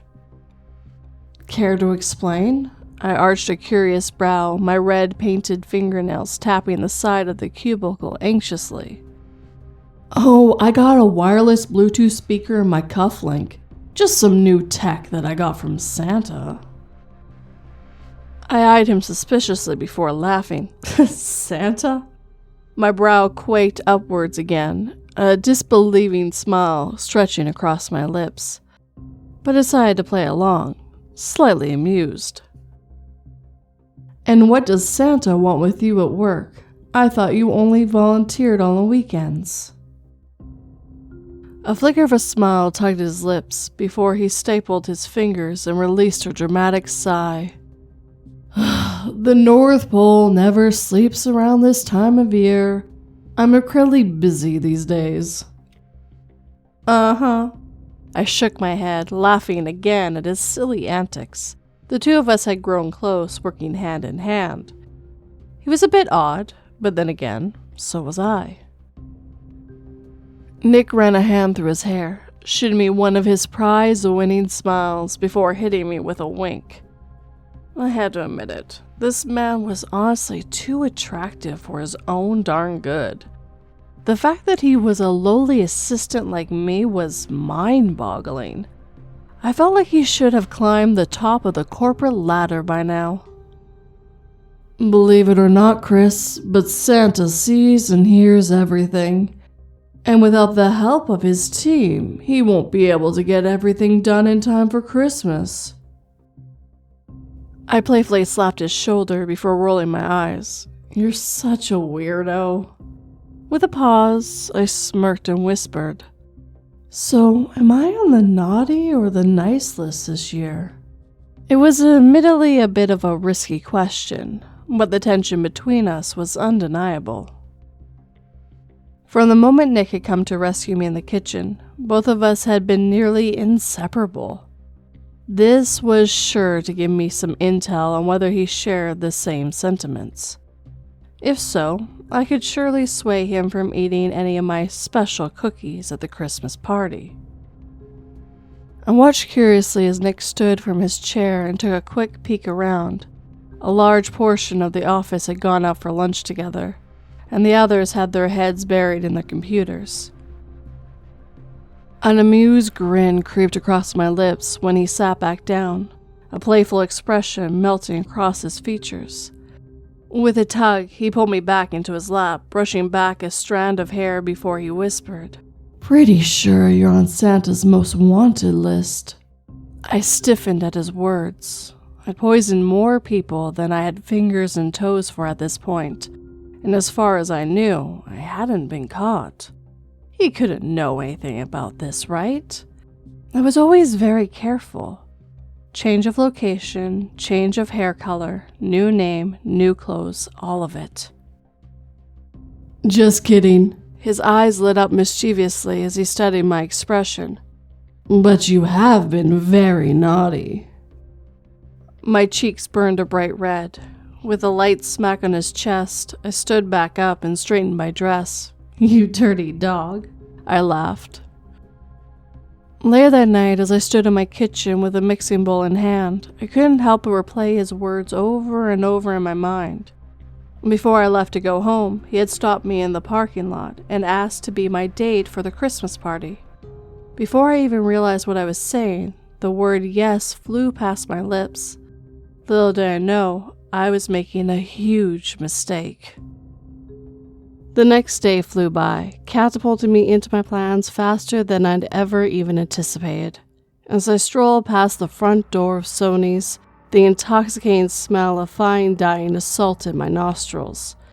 I felt like I stuck out like a sore thumb in my bright red dress, and Nick hadn't shown up to accompany me just yet. Everyone else was dressed in shades of black, white, and cream. These people were so incredibly boring. I didn't know if having a degree sucked the life out of you or something, but these colors sure were. Talia was dressed in a floor-length cream-colored gown, and despite her stunning red hair, the shade of that gown washed out her features in the worst way possible. I mean, it was Christmas for crying out loud, and not a single soul was dressed in red or green? By the time we were all seated and Mr. Jameson had raised a toast, I was admittedly getting nervous. Nick hadn't shown up, and I didn't really like talking to any of these snobs besides exchanging the obligatory pleasantries. As I waited for him to show, my eyes couldn't help but to glance over at my beautiful little Christmas cookies, glistening on the table in the center of the room. I generously coated them in sugar and dusted them with a bit of cinnamon. Talia was happily loading each one of them up into separate boxes for everyone to take home. It took everything I had to wipe the evil smile off my face. "Chris?" My head whipped around and my face lit up when I realized it was none other than Nick. But of course, before I could even get a word in, Dr. Dawson was swaggering towards the both of us.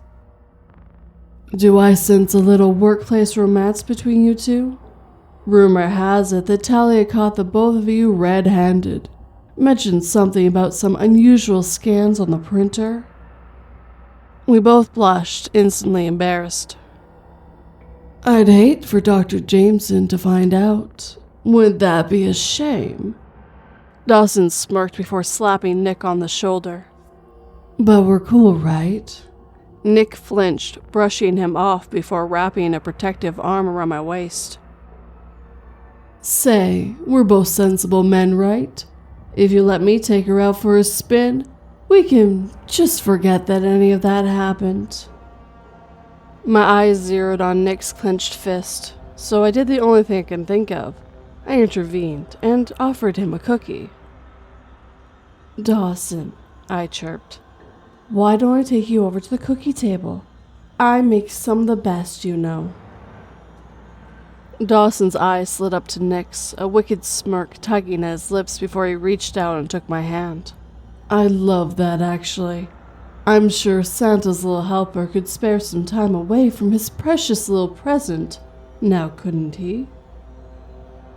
Before Nick could even engage, I shot him a look and shook my head. Karma would deal with Dawson way before Nick needed to. I'd be sure of that.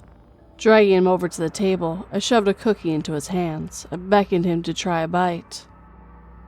The second his lips parted and took a bite, I felt that all too familiar feeling.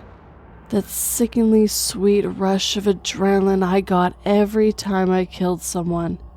And this was no different. If I dosed these correctly, he would be dead before Monday even rolled around. Except that everything went downhill from here, metaphorically speaking. Well, and you're about to see, quite literally, the crap was about to hit the fan. Unbeknownst to me, something incredibly bizarre was about to go down, and my cookie would be the least of everyone's worries. Tonight, I would like to end this Christmas party with a huge thank you to Mr. GenSen. Talia was standing up from her seat, mid-clap, when a strange sound echoed around the room. My head instantly snapped in the direction of it, and so did everyone else's. There, hunched over the table, was a very sick-looking Dawson. Vomiting spewing his mouth like a geyser, chunks of his dinner splattering the pristinely white tablecloth in front of him.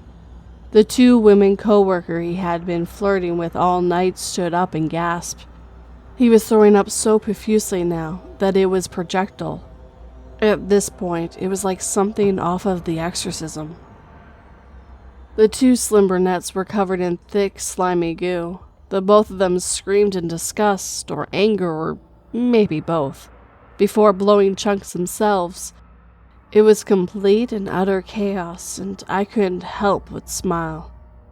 That smile quickly disappeared the second he fell backwards onto another table, though. His body flopped like a fish and spasmed erratically. Glass shattered and silverware clattered to the ground. Damn it. The poison was setting in now. Anxiety hit me like a freight train. What if some others had eaten more than... Thump. Everyone's eyes darted to Mr. GenSen, his eyes rolling into the back of his head as he clutched his throat. He was choking and coughing, strange gargling sounds emitting from his mouth. Thick crimson rivulets gushed from his nose and mouth as he fell into a heap on the floor. These people were dropping like flies.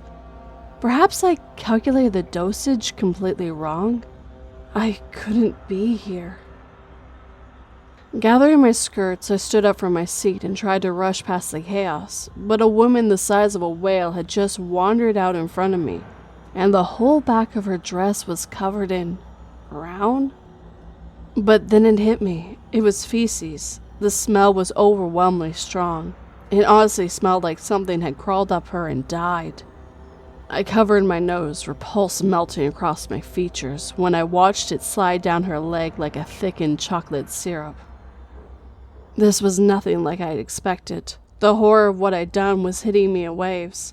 If these people dropped in this restaurant, the authorities would have their eyes on the restaurant first, but then they would surely begin to question if it was something else. I needed to get out of there, and I needed to get out of there fast. I was just about to make it out the door before I felt someone grab the back of my elbow, spinning me on my heel. I came face to face with Nick. Relief settled on my face as I tried to drag him from the chaos that was continuing to ensue within the restaurant. Chris. I paused, my eyes searching Nick before they landed on the slight curve of his lips.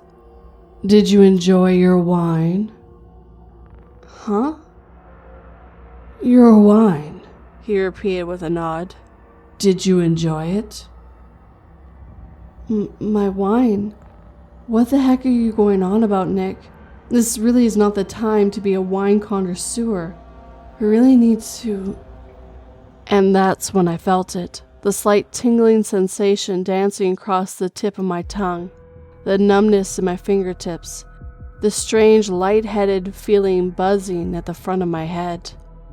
My brows scrunched as I scrutinized his expression. I hadn't eaten a single cookie.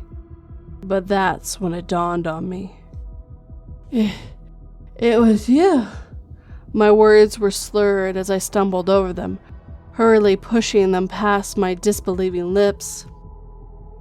With a slight nod, he chuckled. You like my handiwork, Chris? You and I are one and the same. Way more alike than you realized, he whispered. Cut from the same cloth. What do you mean? I struggled to get my lips to form the words. Whatever he had slipped into my wine was currently working its magic as we spoke. This is what happens when you don't pay those friends in low places, Chris. My eyes widened large as saucers as his revelations slowly settled in. All those silly words he had been whispering to his cufflinks, they were code words. The North Pole was the black market, and Santa was the man that I still owed money to. Nick indeed was one of his little helpers, and he had finally found me. White-hot fear coursed through me as I shoved past the front door of the restaurant, falling into a heap on the ground. Nick was quick to scoop me up, walk us across the crosswalk, and move to his car so fast that it was making me dizzy. My head was swimming and my vision was going in and out of focus. I couldn't let him put me in that car. If he took me to another location, I knew I was good as dead. With the last of my strength, I screamed. I screamed and screamed and screamed. He was quick to slap a hand on my mouth, but it was too late. I don't know what good I'd done in my past life, because after all the people I murdered, I definitely didn't deserve this. But a blacked-out police cruiser had just round the corner in the parking garage, and it was heading directly towards us. Everything from this point forward is sort of spotty, but I do remember the sharp inhale of breath that Nick took before he abruptly dropped me. I rolled to the ground, my body almost completely paralyzed, as I listened to the officers scream at him to get on the ground. My vision swarmed in and out as I watched Nick zigzag back and forth. The last thing I heard before I passed out completely was a gunshot. When I finally came to, I was in a hospital bed. My parents were hovering over me, tears glistening in their eyes as they explained everything. Nick Peters was a very dangerous criminal who had quickly been convicted of many charges, but the largest of those was murder by poison. Apparently, I was very lucky to be alive, but what I was more excited about was the fact that Nick's crime was the perfect cover-up for what I'd done. It was almost sort of exhilarating. In all my years of poisoning people, I've never been caught, and the fact that I was teetering just on the edge this time was such an exhilarating rush. For the next few days, I laid in a hospital bed and recovered. I played the innocent victim, grieved the loss of my co-workers, and told the detectives everything that I knew. It wasn't much, but I gave them something to chew on, a little food for thought. I wasn't about to incriminate myself in any way, so I did what I do best. I tucked my blonde hair behind my ear, furrowed my brows, and played the pretty little damsel in distress. Everyone thought I was positively stupid anyways, so I channeled that and leaned into it. Serves everyone right for underestimating a pretty face. Everything was going smoother than butter when I made it home, so when I walked into my kitchen and saw a plate of cookies sitting on my island, you can only imagine the fear that raged through me when I noticed a note propped up beside them. With shaky hands, my fingers flicked open the paper, eyes scanning over the words before realization finally set in. Disbelief, denial, and then an overwhelming urge to vomit. Dearest Chrissy, Santa wanted me to send his regards. You might have convinced the detectives of your innocence, but we know what you did. You'll be on our naughty list until the debt is paid. As for Nick, he'll be paying you a visit real soon. There are some of our own in the very police department that you think is protecting and serving you. We have eyes everywhere, ears everywhere. Don't believe me? Take a look at your Christmas tree for me. We left you a little gift of sorts. And while you're at it, have a cookie on us. Happy holidays. Talia Freeman. The note fell from my hands, spiraling to the floor. Talia, was she on this too? My heart pounded viciously in my chest as my eyes darted over to the festive lit tree in my living room. Except this time, something was different. My legs trembled as I crept across the room, my eyes instantly zeroing in on the grisly scene before me. I was absolutely horrified and disgusted when I realized that every single one of my ornaments had been replaced. Various eyes and ears had been strung up and strategically placed on my tree. Skin dangled, torn, tattered, some of it stuck to the artificial evergreen needles. What terrified me the most was that the blood was still fresh. It dripped from the branches in a slow, steady stream. My eyes gradually traveled down, and that's when I saw it. My legs stumbled backwards before I doubled over and vomited. Underneath my tree sat one singular gift. I didn't dare open it. The words painted in crimson over the snow-white wrapping paper was enough to persuade me otherwise. He sees you when you're sleeping. He knows when you're awake.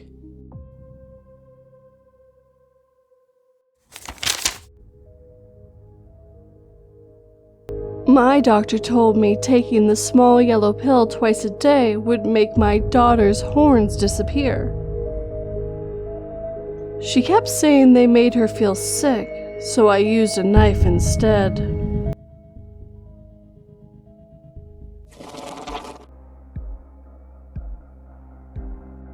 And with that, after 3 long hours, if you're still here, our time is coming to an end.